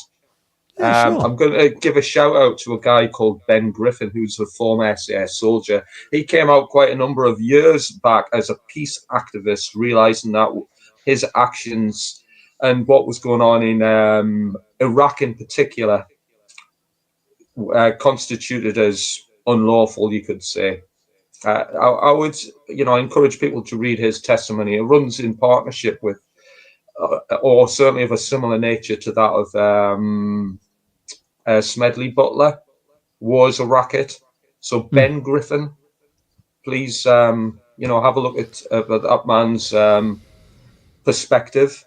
And again, I speak out against sort of military matters now. But we can look retrospectively on things like situations such as World War I and World War II or other campaigns.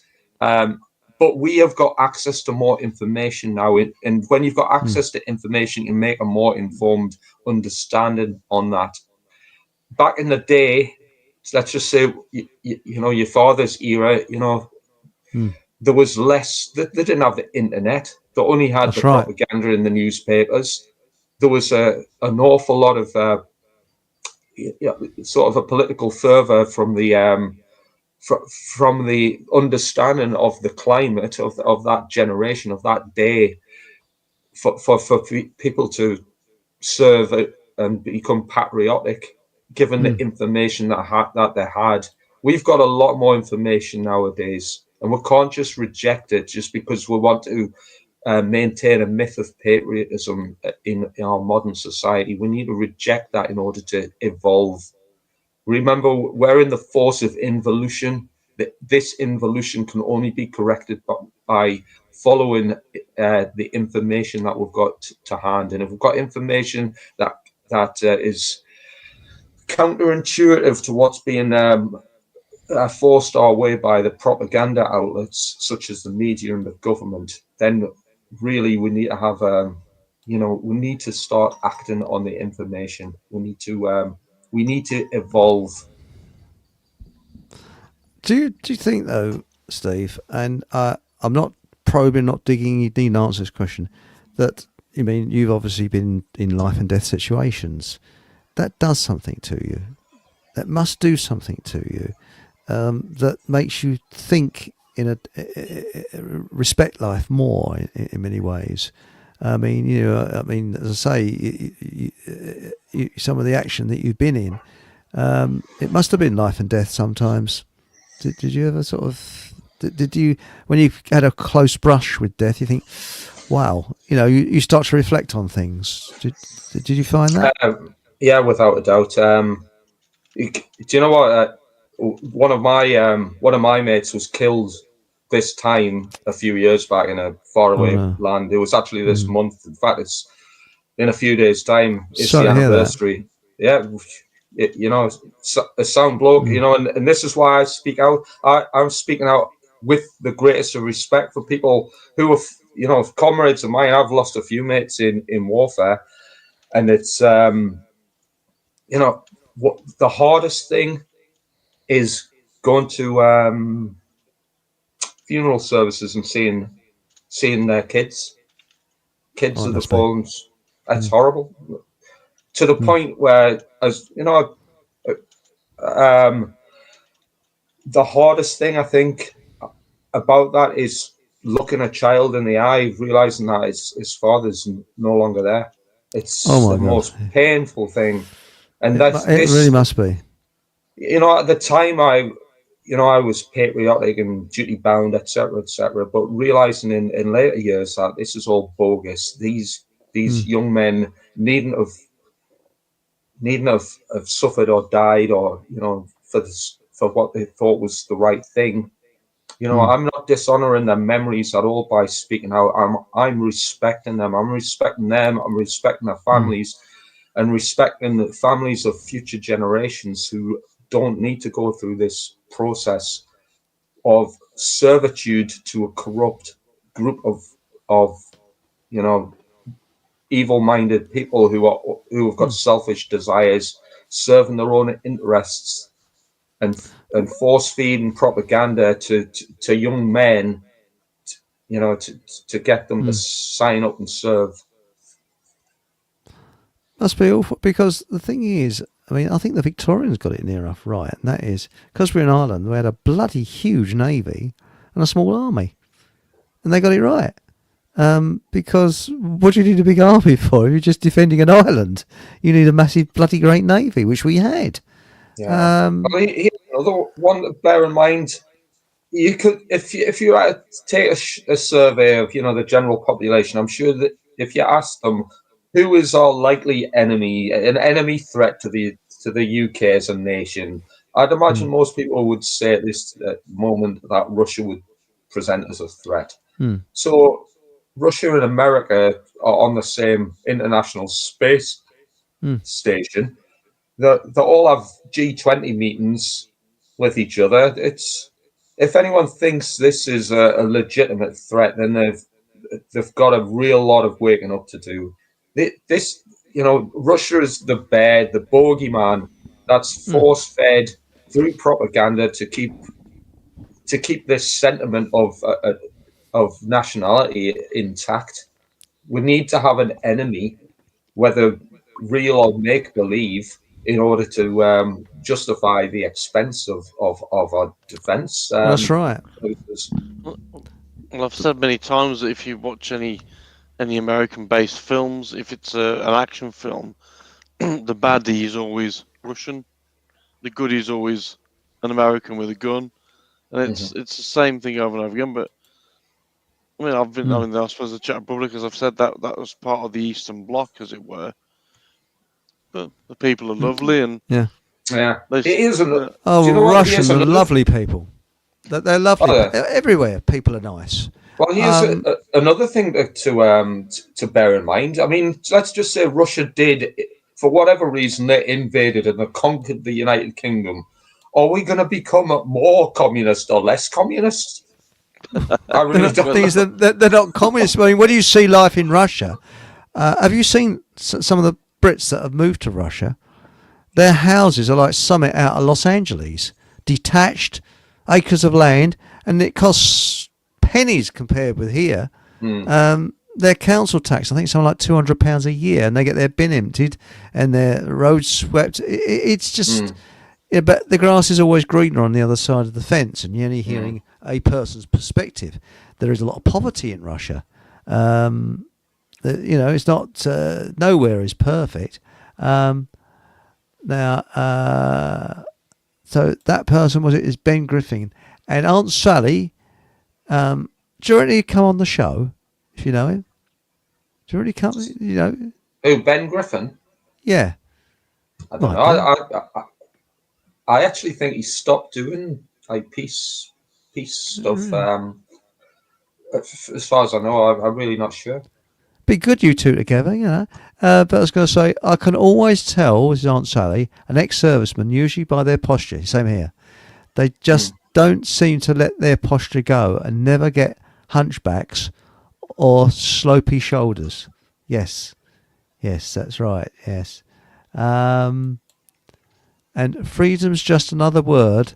This is Hereditous Get, folks. Freedom's just another word for nothing left to lose. Yes. That's a good one. That's a good one. DJB2 says, it does take a lot of self-reflection to come to the conclusion Ben Griffin came to from his experience. Yes. I get the impression DJB, nice guitar, by the way. I think somebody who was mentioning, was it a Gibson or an Epiphone? But the picture he's got it looks like a Gibson SG. I'm a bit of a guitar weirdo myself. Yeah, you play the guitar. Oh, that's be interesting. I used to be in a band. Really? Yeah, we weren't very good.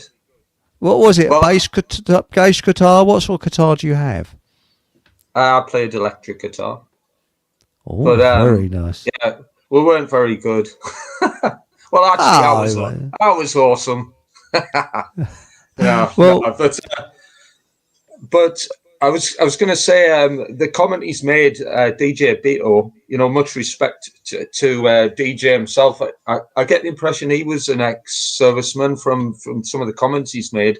But Ben, to shed some light on Ben Griffin, he's a former SAS soldier who formulated something called, I think it was called the Peace Warriors or something along those lines. But he actually rejected his medals and discarded them outside. I remember that. Yeah, along with a number of other servicemen who realized that some of the, what was going on in places like Iraq were illegitimate. Again, people can make their own conclusions from that and look up. Please have a look at the videos he's made of discarding his medals. It's very powerful stuff. But we've always been told that Johnny Foreigner is going to come over and, destroy our land. Now, we lived through the Cold War. When you go back, this country, I can't think of any other time, apart from the Norman invasion in 1066, when that did change life in this country, that we've actually been under threat, because we was under no threat from Germany before in 1914, because we had a navy that's so big we could have just blown them out of the water. We was under no threat from Germany in 1939, none whatsoever. And again, we had a navy that could have blown them out of the water, because to get across that channel to invade, that takes quite some. You look at what D-Day was involved, phenomenal, and Germany did not have the resources that the Allies had. So the idea they could have invaded, the only thing they would have done is starved us out by using U-boats. That's the only thing, you know. Now, do you know what? Just while it's on the top of my thinking, when I know I've mentioned war a fair bit, but we can go a lot deeper with some of this stuff when we realise some of the dates that some of these acts of war have been kind of initiated and ended. And I know I've mentioned it before on some of your chats, but there's more than just a handful of these campaigns which have started and ended on significant dates in the satanic calendar, and one of which was this isn't a modern thing, by the way. If you go back to the 19th of April, 1775, that was when the first round of shots on the American Revolutionary War were conducted. This was, the colonies of America, the United States, and the British Army Redcoats. Incidentally, the Redcoats were known as devils. About 300,000 people were killed in that campaign. Again, a very, very significant date, the 19th of April. It's known as the Feast of Moloch. It's wow. Yeah, the Feast of Moloch. Many other things have happened on that date, and I mean, I could go into a lot more detail on that, such as the Warsaw Ghetto. Remember the Warsaw Ghetto uprising? There was about 30. Well, I wasn't alive then, but well, yeah. I know I look a bit old, but I'm not that old. About 13,000 people died in that. Basically, the Warsaw Ghetto was torched by the German soldiers, the German army. The Bear Pigs, that was the 19th of April. Yes, 1962, was it? 62 or 61? Something like that. It's early 60s.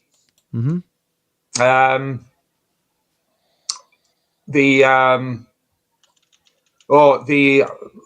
Waco massacre, Branch Davidians, Waco massacre, that was 1993.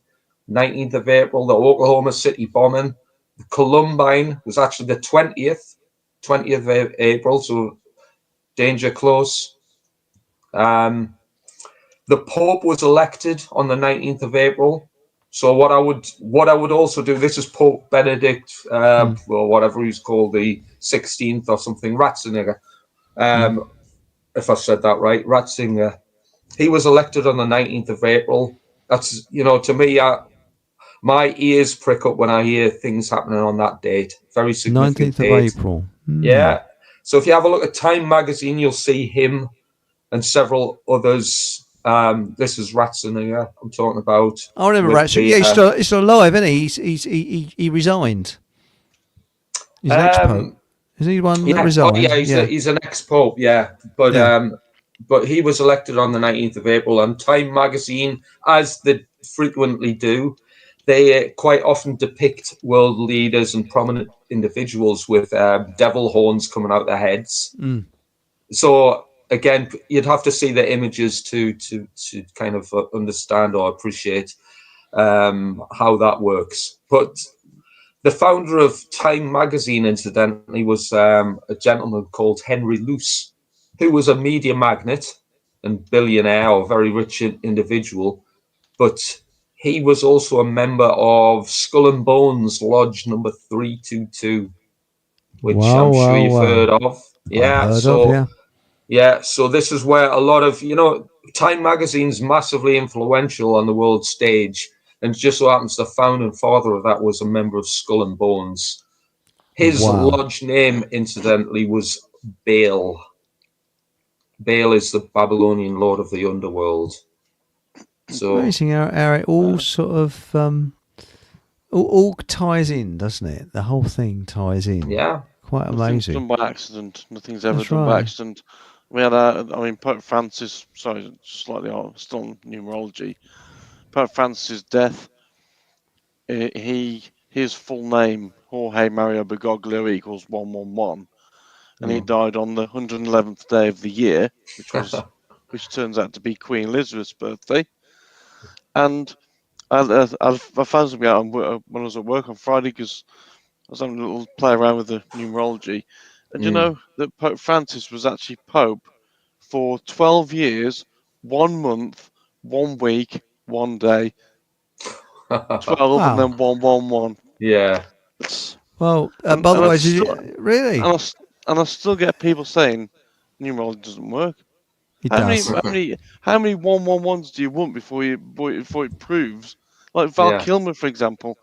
Val Kilmer died 91 days after his birthday on the 91st day of the year. It's not by accident. They never are. They never ever are. It's Yeah. really, really interesting. It is interesting. DJB2, well, he said he's not he's not ex-military. He comes from a service family.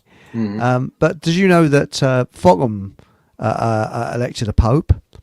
Yeah, it's Deb. She's a popette, Miss Pope. I was in the running for it, and I was practicing, and I'm not even a Catholic, and I accidentally excommunicated my neighbour's cat, so that's why I was ruled out. You see, because you know when you're practicing, you make mistakes like that. The cat wasn't happy about it either, you know. But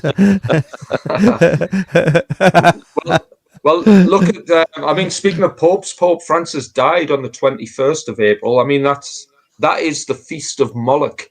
It's not the 19th, but bearing in mind the 19th, it's the it's still the feast of Moloch area. And Well, I have a bit of a it's funny how some. So I was going to say I have a very bit of a controversial thought on that as well, because Pope Francis died at 88, which links to Trump. Apologies for anyone who doesn't like him. But also 214 in the only set of words that match 214 in my spreadsheet is DJT, which is Donald John Trump, and I'm wondering whether there's been some link to him being removed by that world, should we say? You know where I'm going with that. Yeah. I mean, interesting. It's important that people realize that. I mean, you talk a lot about numerology, Paul, and numerology, numbers, gematria. These are all aspects of occult science, and if people don't understand it, that doesn't make it less so. You know, it just means that there's a knowledge gap that people need to fill in by education, essentially, to realize how these things operate. The world is not as it's depicted on, in modern culture. It's slightly different to. Well, I've got a friend at work who's I taught gematria. I started him on the road, and to pardon my French, but he's absolutely shit hot at it. He's far better at it than I am, and he's actually got to the point where he's actually now looking at things like the Euro Millions and what days that turns up and what are the. I mean, I think all the lotteries are a load of nonsense. I don't think anyone ever wins it, and he's linking it to sports and the day of the year, and it all match it. All the events that take place throughout the year are all linked. Every one of them. All these plane crashes we had at the beginning of the year, 15 of them, were all linked. Were all linked to the Super Bowl in some way, shape, or form. And people don't see all the links, but everything that takes place happens on the back of something else every time. It's Numerology amazing. is incredibly accurate because Barnes Wallis, the bloke who devised the bouncing bomb, he was really into it, and his predictions were very, very accurate. Now, for a person to devise the bouncing bomb, it can't be some bloody idiot. He must know his stuff, and yes, he was quite very much into it. The other thing I was going to ask you is we've got to do a plug for your walks, haven't we? We haven't done it yet. Well, we did, but we was going to put a thing along the bottom, weren't we? So was it Wales in 2 weeks' time, Oh, right, yeah. Not Let me walks. It's see. survive. When I talk about Survival. walks, I'm having a senior moment. Not walks. It's a survival, isn't it? How to survive Keir Starmer. Yeah. Yeah, I've got a couple of dates. If anyone's interested in doing some survival, in fact, it's survival and wellness. So there's things like sound baths and forest bathing. Grounding. What's forest bathing? Don't be asking. Excuse my ignorance. Forest bathing is just taking time out in nature and sitting in the woods, appreciating the noises, the sounds, the smells. Grounding. Barefoot on the grass. All of these things. These are great for the soul. I'll do that. Yeah. Yeah. And also having a wash in a spring apparently is very, very healthy. Our ancestors used to do that, and it gets all the toxins out your body. So they say. Right, yeah. I mean, mind you, that's it. You can find a spring, but no, Wales. It seems it's probably still wilds around in the southeast. There's not many wilds left. I don't think they'd allow you to do it in the Lee Valley. I don't know whether they would. I'm not sure. I'm going to put a link to a website on the chat, so if anyone's interested, they can look for this. But it's ran through a lovely guy, by the way, called Tom Roberts, who has a website called Carew Coed, and he runs like a forest school. So I help him with survival training, and he has other people doing things like sound baths and forest bathing. There's been all sorts of great activities there. So that's nice. That sounds interesting. And now, is there central heating? You see, you got to think of the wokes, because the southerners, they're a bit weak. If the wind blows, changes direction, and there's something weird about the wind. Talking about wind, I'm not talking about wind. Normally, only briefly blows from the east. It's been blowing from the east for about 2 weeks. Have you noticed that? Isn't that weird? No, I've not noticed that. Yeah. Right. Yeah. Yes. But, we know they manipulate the weather anyway. Well, that's right. I mean, when we had all the lockdowns, we had 6 months or 8 months of perfect blue skies every single day. Do you remember? And then yes, I remember that. Which makes you wonder if that's actually our natural weather, and the rain and stuff like that isn't actually natural to our realm. Yeah. Well, I've never known. I mean, it's quite a long spell of dryness. It's unbelievable.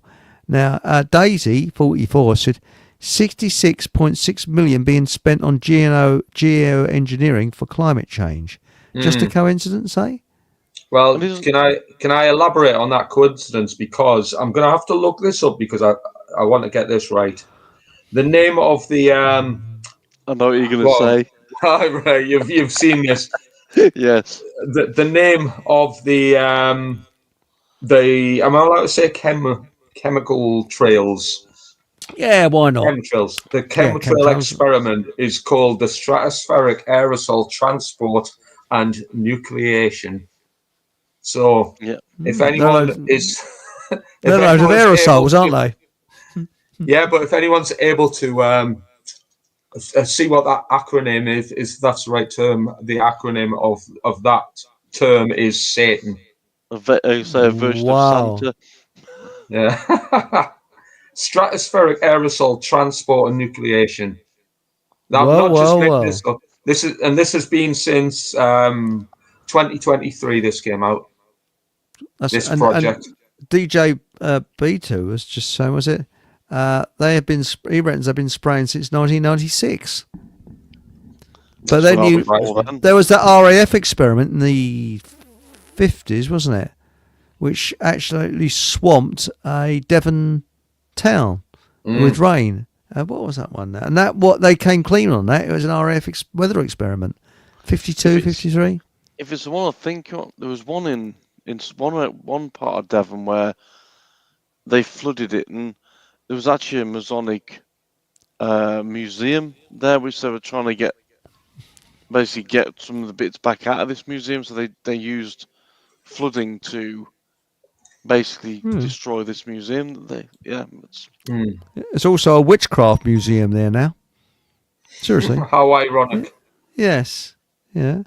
And GJB2 said Billy of Armbrew fame has been advocating it. Yes. You know, quite honestly, Bill Gates is like a kind of a nasty. He's like a farce in a telephone booth. He just keeps wafting up when you want it, when you can't get rid of it.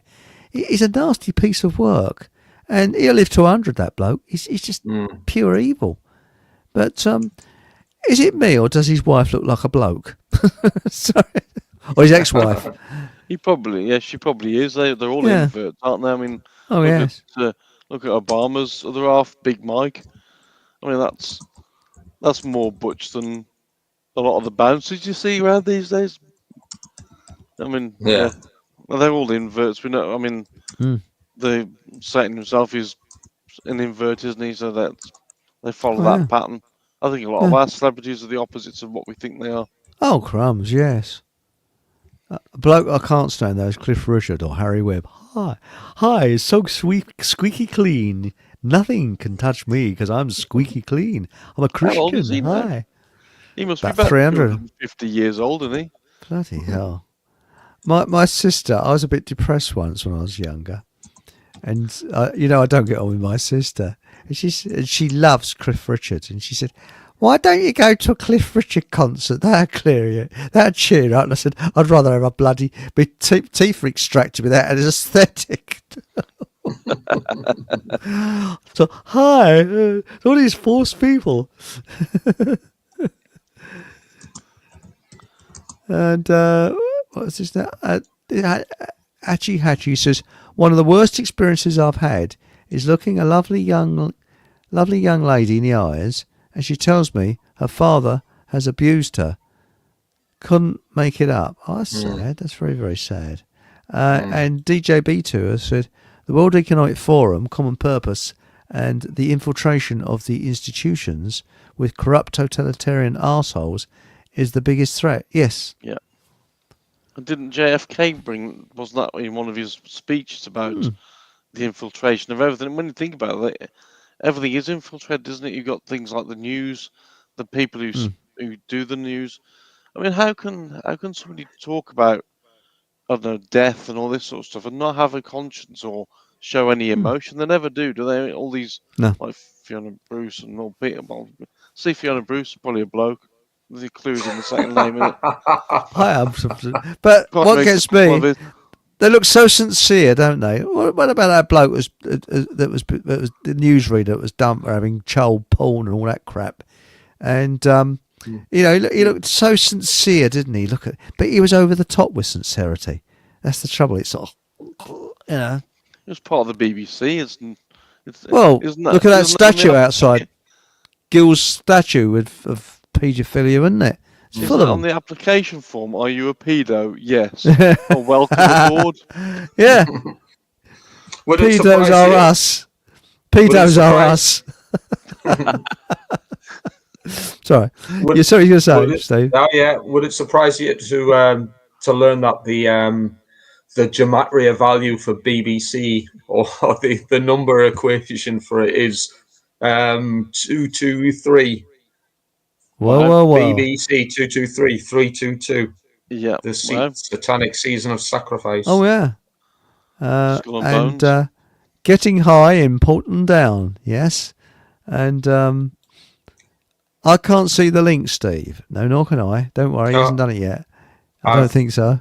I did, but I'll put it on again. It's a bit further. Did you really? Up. Yeah. Really? I'm sorry, mate. I missed that. I'm very sorry. I missed it. Oh, by the way, Miley made some great comments earlier. So yes. Hang on, did I miss them? What time was it? If you can tell me the time, I'll go straight to it. I'll see if I can find it. Elaine's very knowledgeable. Yeah, I think it was something. I mean, she was reflecting things like, human consciousness, improvement upon human consciousness is. Well, as Nathan, I starred here to. Bonus prize of £no for anyone who can tell me what the red dragon is in the Book of Revelation. Okay, I don't know. Yeah, the same guy who's behind everything that all the other evil shit that goes on. Looks a bit like Santa. You can eat pansies. They are edible plants. Are they? I didn't know that. Is that pansies? Pansies, yeah. I think French marigolds aren't they? I think you can eat French marigolds. Not sure. Do you know what? I'm sure there is one common house plant that is edible, but I can't remember, to be honest. I'm not going to say yeah or nay to pansies. I really don't know. I'll tell you what I got. Primroses. You can eat all primroses are edible. Really? I didn't know that. I got primroses. I'll tell you what I've got behind my wall, and that is hemlock. That's great. All right, don't eat that. Oh, bloody hell, no. Might come in handy, though, if you don't. So I've got to ask a quick question on this then, Steve. So when you're walking down at a street and someone's got a nice posh garden, most people look at it as like all the lovely flowers, but do you look at it as a potential takeaway? Can I let you in on a secret here? In my garden, I mean, I do plant a few different vegetables, which it's got a variety of success with some of them. But I do have primroses, oxlips, wild garlic, ramsons. And I've got something at the minute called Jack by the Hedge or garlic mustard. I've got that growing in my garden. These are weeds, but they're edible. Really? I eat dandelions on a regular basis. Clover as well. I eat dandelions, and also there's the cleaves. I've got a lot of cleaves in my garden. Cleavers, cleavers. The trouble is, you put that in a drink, and you'd be in the loo for the rest of the day because it's a very fierce diuretic. You either be pooing or weeing most of the time, but it clears all your lymphatic system out, so that's the good thing. And the other one is plantain, which you can put on wounds. Can't you? Chew it and you put it on wounds and things like that. It's not the tastiest. It's like a survival weed. That grows everywhere, but it's not the tastiest of things. No. Clovers for asthma and things like that. I've certainly. Before, now I don't take my asthma things at all, but sometimes I pick the head off a clover flower and eat that, and that was good for asthma and so on. And also, if anyone comes to Wales, I'll be doing foraging, amongst other things, if anyone's interested. Yes. And again, it's not just survival, it's wellness. So if you want a sound baths and, it's all home cooked over an open fire food as well. Real good. That's the stuff I like. Not the shit you buy from the supermarkets. Ready meals. Yeah, the food is amazing, by the way. I've got no part in the food, by the way. So, but sounds bloody interesting. Really I'm just trying to find where you put it. Oh, hang on. No. You got the advert for the book there. I found a book. I'll put it again. Okay. Sorry about that. Just below Mylene's comment. That's the Facebook link. Or you could go to carocode. What's it called? carocode.gmail.com. Hang on. I think the best thing I'll put it along the band at the bottom of the screen. Where are we? Banners. Here we go. So hang on. I'll just create banner. I'll put down. Have you got the email address? That might be the better one. Yeah. Yeah. It's carocode. CARUCOED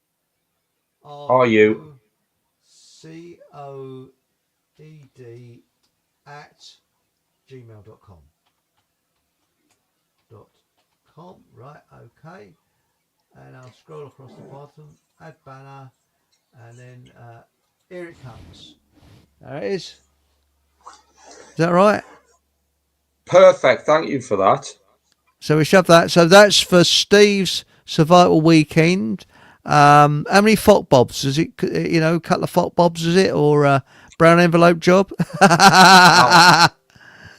Do you know what? I'm not entirely sure. I have a feeling it's around about the 200 quid mark. I'll be honest, I don't know.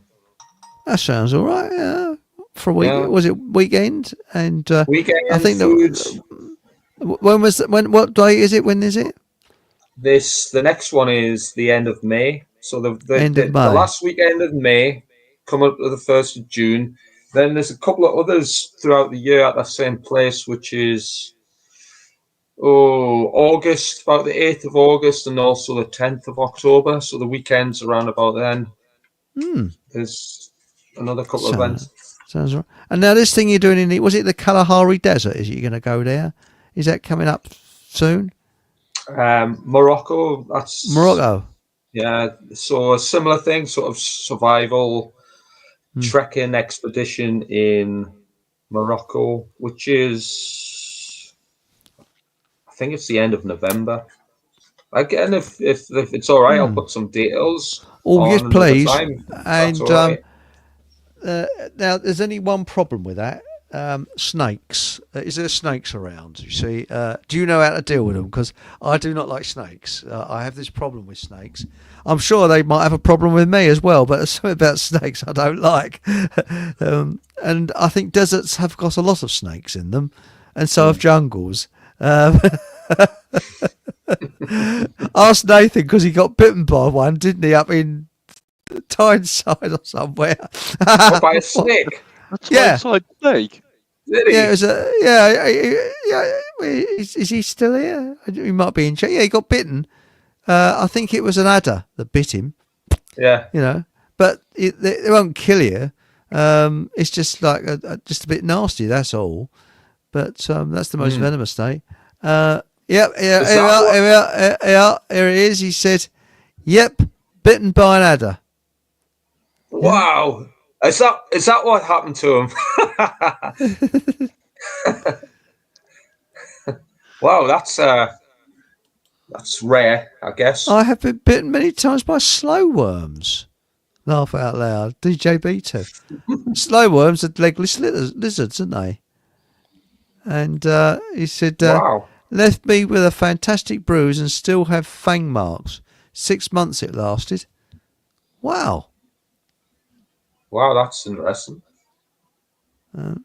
Wow, there's some great comments coming up. Slow worms usually crap when they bite. I didn't know that. Oh, that's nice. So they bite you on the bleeding end, and you get a crap on your wrist. That's charming, that isn't it? You know, it's just a double whammy. sounds like the government, doesn't it? Bite you and then shit on you as well. I didn't know slow worms bit. I thought they were quite harmless. I thought they were placid. Because when I was a kid, other kids used to get slow worms from up the road. They used to have them as pets. That's interesting, yeah. Because you know the difference between a slow worm and a snake is a snake doesn't have eyelids, but a slow worm does. Lizards have eyelids, but snakes don't have eyelids. Yeah, I'm not sure I don't want to get that close to check, to be honest with you. If I see a cobra when it's going down the street here, I'm not going to go, let's check your eyelids before you bite me. Oh, yeah, you're a snake. Well, yeah. Did you ever see that bloke, what was it, Steve Irwin, was it? He used to put his face right in front of bloody snakes. I mean, I'm sorry, you don't put your head in a crocodile's mouth, do you? I mean, come on. You know? DJ Beto was saying he's been bitten many times by slow worms. I'm just thinking, you know, once or twice, fair enough, but what have you been doing? Slow worms like compost heaps. Yes, so do adders. Right, okay, I didn't know that. Now, Mylene says, I think it's because I'm on my phone. I can't see the link. We'll have to do something about that. Hang on a minute. See what I can do. Bear with me a few moments. Right. Just bear me a few moments.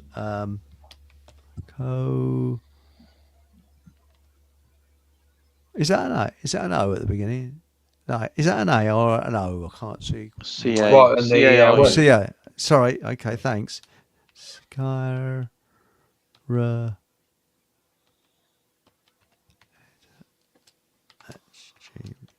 Wow. So what the concentration level there, Chris, is off the charts.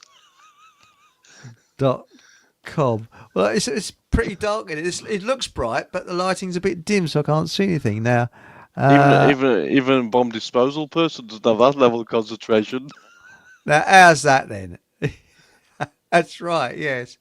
If at first you don't succeed, maybe skydiving isn't for you.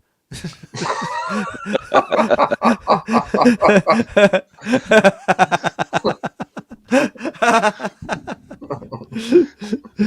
don't forget that bloke was going to go in a fighter jet in passenger, and he said, excuse me, he said, suppose you have to press the ejector seat. He said, what about the parachute? He said to the pilot, have you ever, ejected from a plane? He said, no. He said, I haven't actually. He said, well, what do I do? He said, well, we discuss it on the way down. Yeah, that was a lot of... Anyway, I hope Mylene can see that now. I hope she can see it. So I think that should be... yeah, I think she'll just give you the thumbs up. Yes, thank you, Chris. Speaking of skydiving, I broke my pelvis parachuting when I was in the army. Which, imagine trying the toilet with a broken pelvis. That brings tears to your eyes. Well, imagine being in Australia. Well, what about you get stung, you get bitten on the bum by a bleeding spider? Was it redback? You got to check the dunny before you go and have a crap because you get bitten on the bum with a spider. Can you imagine going into the hospital? Where's he been bitten? Can he suck the poison out? No. Now, Hatchy, this is interesting. I've boiled a kettle on horse poo dung heap. Amazing what you can do with a piece of copper pipe. Yeah, I'm not a horse, and I didn't know you could do that. Yeah, I'm not sure how that works, but that sounds intriguing. It does, doesn't it? I'm intrigued. I've heard of that. I have also been bitten by mice. This is DJB2 a couple of times, trying to save them from my cat. Yeah, good effort, mate. Yes, TCP works fine. Yeah. It smells horrible, doesn't it? Anyway, we're coming to the... Bloody hell, we've gone well over. We come to the end of the show now. So, is there anything you'd like to add or say to the audience or anything like that whilst I try and find the outro? Tag the like. Yeah. The Morocco trip, by the way, that's March, not November. If anyone's up for that. Yeah. Morocco. So what do? You all meet at the airport or you fly over there first and, Oh, I'm not sure, to be fair. But I think I'm going out in November for like a recce. So there'll be details to follow, I'm sure, if anyone's up for a trip abroad for some survival and trekking. Yes. Will you be camping in the desert, and that sort of stuff? Oh, yeah. Very interesting. Actually, I think there's restrictions to camping, so it'll be like staying with local tribes. Really? Yeah, the hospitality of local tribes. Yeah. Yes. And if it pisses you off, if somebody pisses you off, are they stopping with the ones that are cannibals? Yeah, it might have to be on your best behaviour, I think. Oh yes, yeah. But that's interesting, isn't it? But sort of like the Bedouins and things like that. That's because it gets bloody cold in the desert at night, doesn't it? That's another thing. Yes. Yeah, massively freezing some of them. So I'm not. I'll be honest. I'm not sure about Morocco in March, but yeah, some deserts are absolutely blistering cold during the night. What about the British or the English desert? Oh, remind me where that is. Is it like East Sussex or something? No, it's down in Kent, isn't it? It's where the nuclear power station is. Is it Dungeness? I think it's Dungeness, yeah. And it's called the English desert because it is... Mind you couldn't really get lost in it. It's only about 5 miles square, I think. It's a very small area. Well, Dungeness is an island anyway, isn't it? Yeah. So, I mean... that's fascinating, sort of desert. And that. What is your favourite? What is your worst? I mean, I guess you've been to freezing cold countries and jungles and deserts. What is the worst? I mean, I would have thought being frozen up your arse is about the worst you could be. Yeah, do you know I've been? I mean, I've completely slaughtered the army quite a lot. I've been lucky to have some great experiences. Been to some great countries. Pretty much all different terrains on Earth: jungles, deserts, the Arctic. The Arctic's obviously freezing cold. Jumped in the a frozen lake and all of that stuff in the Arctic. Lived in an igloo for a number of days as well. Really? Doing survival stuff in the Arctic Circle.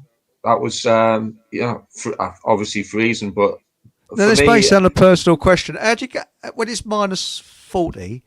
How do you have a pee? Is it a leg job? You know, just sort of, just piss down your leg or something? Because surely it freezes as it comes out.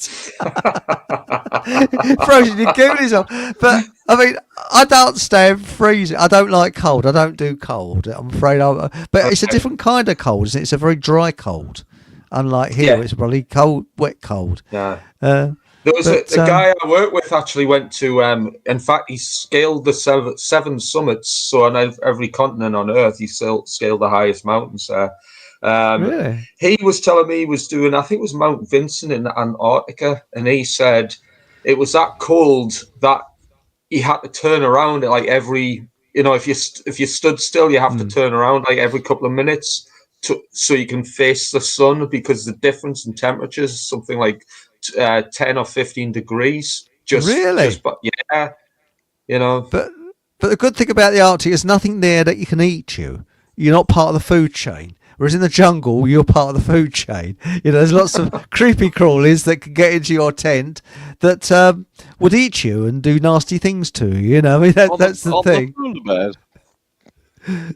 Polar bears. Yeah. I won't tell the polar bear joke because you've heard it before, haven't you? How to catch a polar bear, haven't you? You remember that one, don't you? I don't know. Can't remember. Go on, tell us. SAS Survival Guide. How to catch a polar bear. You drill a hole in the ice and put peas around the edge of the hole, and then when the polar bear comes for a pee, you kick him in the ice hole. Sorry. I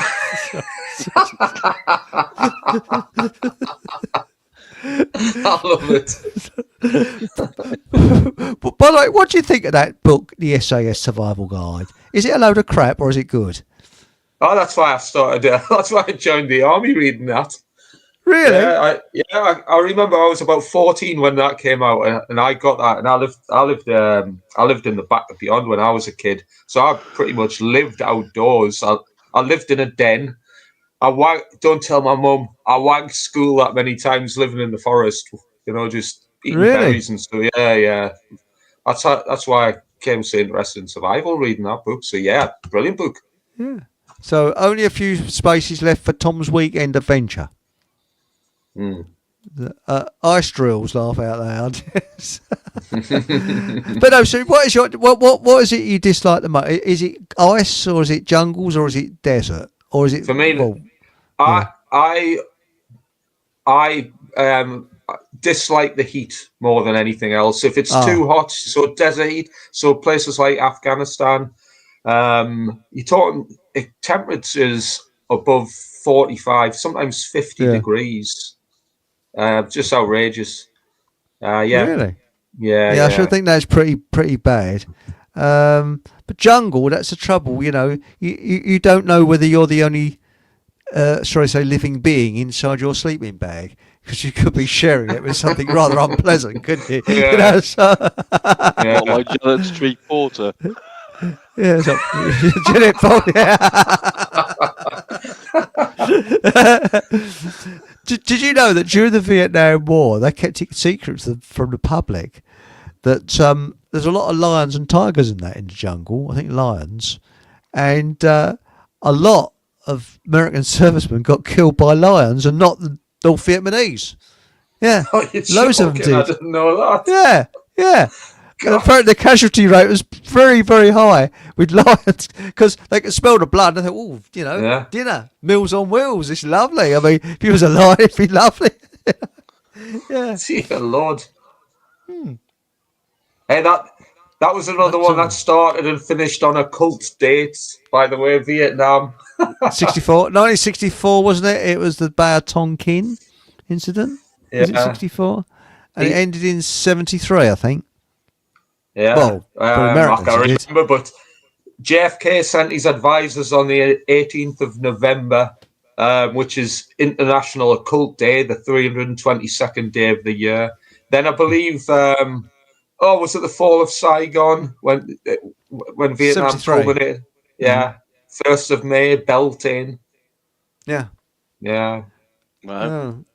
So, but now Vietnam is an interesting country. It's one country I'd love to go to. It does seem very, very interesting, especially those underground tunnels that the North Vietnamese dug. They had like a whole town under the jungle, didn't they? It's quite amazing what they did, and some of their booby traps they had were pretty terrible. But the Americans, you imagine, you're American living in this sort of suburban luxury, and suddenly you're drafted into this shithole of a jungle. But have you ever seen Apocalypse Now? I love the smell of napalm in the morning. Yeah. But with the Americans, it's all firepower, isn't it? They just wipe everything off the map, don't they? But anyway, thanks for joining us tonight, Steve. And what's coming up in the future now? Because you're on. Hang on, when you're next on? It's been a great night. Oh, remind me. There's been some great comments in the chat, by the way. There is. Yeah. Sorry, I haven't read them all out, so apologies for that. But I do read them afterwards. Hey, hang on a minute. We're free on next Sunday. Next Sunday and Monday are free. And you're booked in for the 25th of May. Okay. Title to be established. And you're also pending on the 26th of May. So it's whatever one you want to do. You can do both of them if you want. We've got Strange Vibes with Trevor John. You know Trevor John? Heard of him at all? He's coming on. No, I don't think so. And we got Monica Schaefer coming back to do the D-Day Alternative View special. Mm-hmm. You might be interested in coming on that one. Oh, yeah. I could add some things to the apple cart on D-Day. Yeah. D-Day Memorial in America. Check that out. Yes. Well, I'm thinking of doing a recorded show beforehand and putting it out on the 6th of June, which was the actual date. And then we can be in chat. But if you'd like to come back on Sunday, it's a free one if you're free on Sunday. Okay. Yeah. I mean, I'll keep in touch with you. If I'm free, I'll definitely join you. Can I quickly put a shout out before we conclude? Yeah, why not? Because myself and Nathan are going to be conducting what's known as an occult academy. So if anyone's intrigued, interested, curious, or wants to learn more about the nature of the universe through the science of the occult, then Sunday the 15th of June, up in the Northeast, we'll be running a 2-day course, if you like, based on occult themes. So, where is this? Can I put it up on the dooflop on my banners? Of course. Yeah, I mean, right. I can't have a very big banner, but so let's put this so far away. It's the 14th to the 15th of June. It's going to be held in Gosforth, which is a region in Newcastle. June, Gosforth, Gosforth, is that Gosforth? Yeah, Gosforth, yes. Newcastle. Any contact details? At the minute, no. But if it's all right, can I send you some things on a later show? Yep, we can. And what is it? Is it occult evenings? Occult Academy. I spelled it wrong. So we'll be covering things such as natural law, psychological warfare, tarots, hermeticism, symbology. Right, just bear with me. One moment.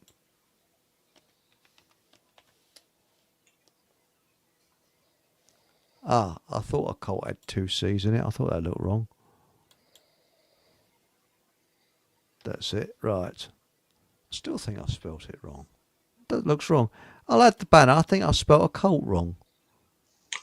Okay. O double C. No, that's correct. Yeah, it just looks wrong. Yeah. Now, 14th, 15th June, Gosforth in Newcastle, a cult academy. And of course, Newcastle, is that anything to do with who was on what's her name earlier? Come on, brain, think. The ladies up there. It's on the her name's on the tip of my tongue. I can't think of her name. Maureen Maureen, Waters. that's it. Maureen, yeah, is Maureen? Yeah, is anything to do with Maureen? It's not, but she hails from the northeast as well. She, by the way, she used to run something called Truth Seekers Northeast, and she had loads of videos, excellent talks and stuff on our BitChute channel. So check that out. Mew Waters, yeah, lovely lady as well. Very nice lady. Yes, that's nice. Excellent. And her daughter's a comedian, isn't she? She cracks jokes in there. Yeah. So anyway, so the 14th to 15th, Gosforth, Newcastle, Occult Academy. Absolutely excellent. Yeah. Right. Well, thank you very much. And we will. Well, I don't think. Whilst I'm waffling here, I'll be looking at. That's it. I've got the outro now. So, anything else you'd like to say to the audience before we go? Cheers for tuning in. Lovely speaking to you all. Thanks for the opportunity to talk again, Eric. Awesome. Well, thank you very much for joining us. Thanks, Paul, his Royal Hanorak, and Survival Steve. And remember, whatever happens, have a bloody good laugh and good night. Thank you very much. And if you could kindly put your thumbs up, that would be very, very helpful. And if you haven't already subscribed, please do. It really does, help a lot. And if you're feeling particularly generous, you could buy me a coffee. Details are down in the description box. And of course, there's a website, all the W's, FockhamHallRadio.com. That's long here. And why not pop into my Telegram channel? Again, details are in the description box. And also, you could also have a look at my Facebook page as well. That's also in the description box as well. Thank you very much. And good night. Or if you're elsewhere in the world,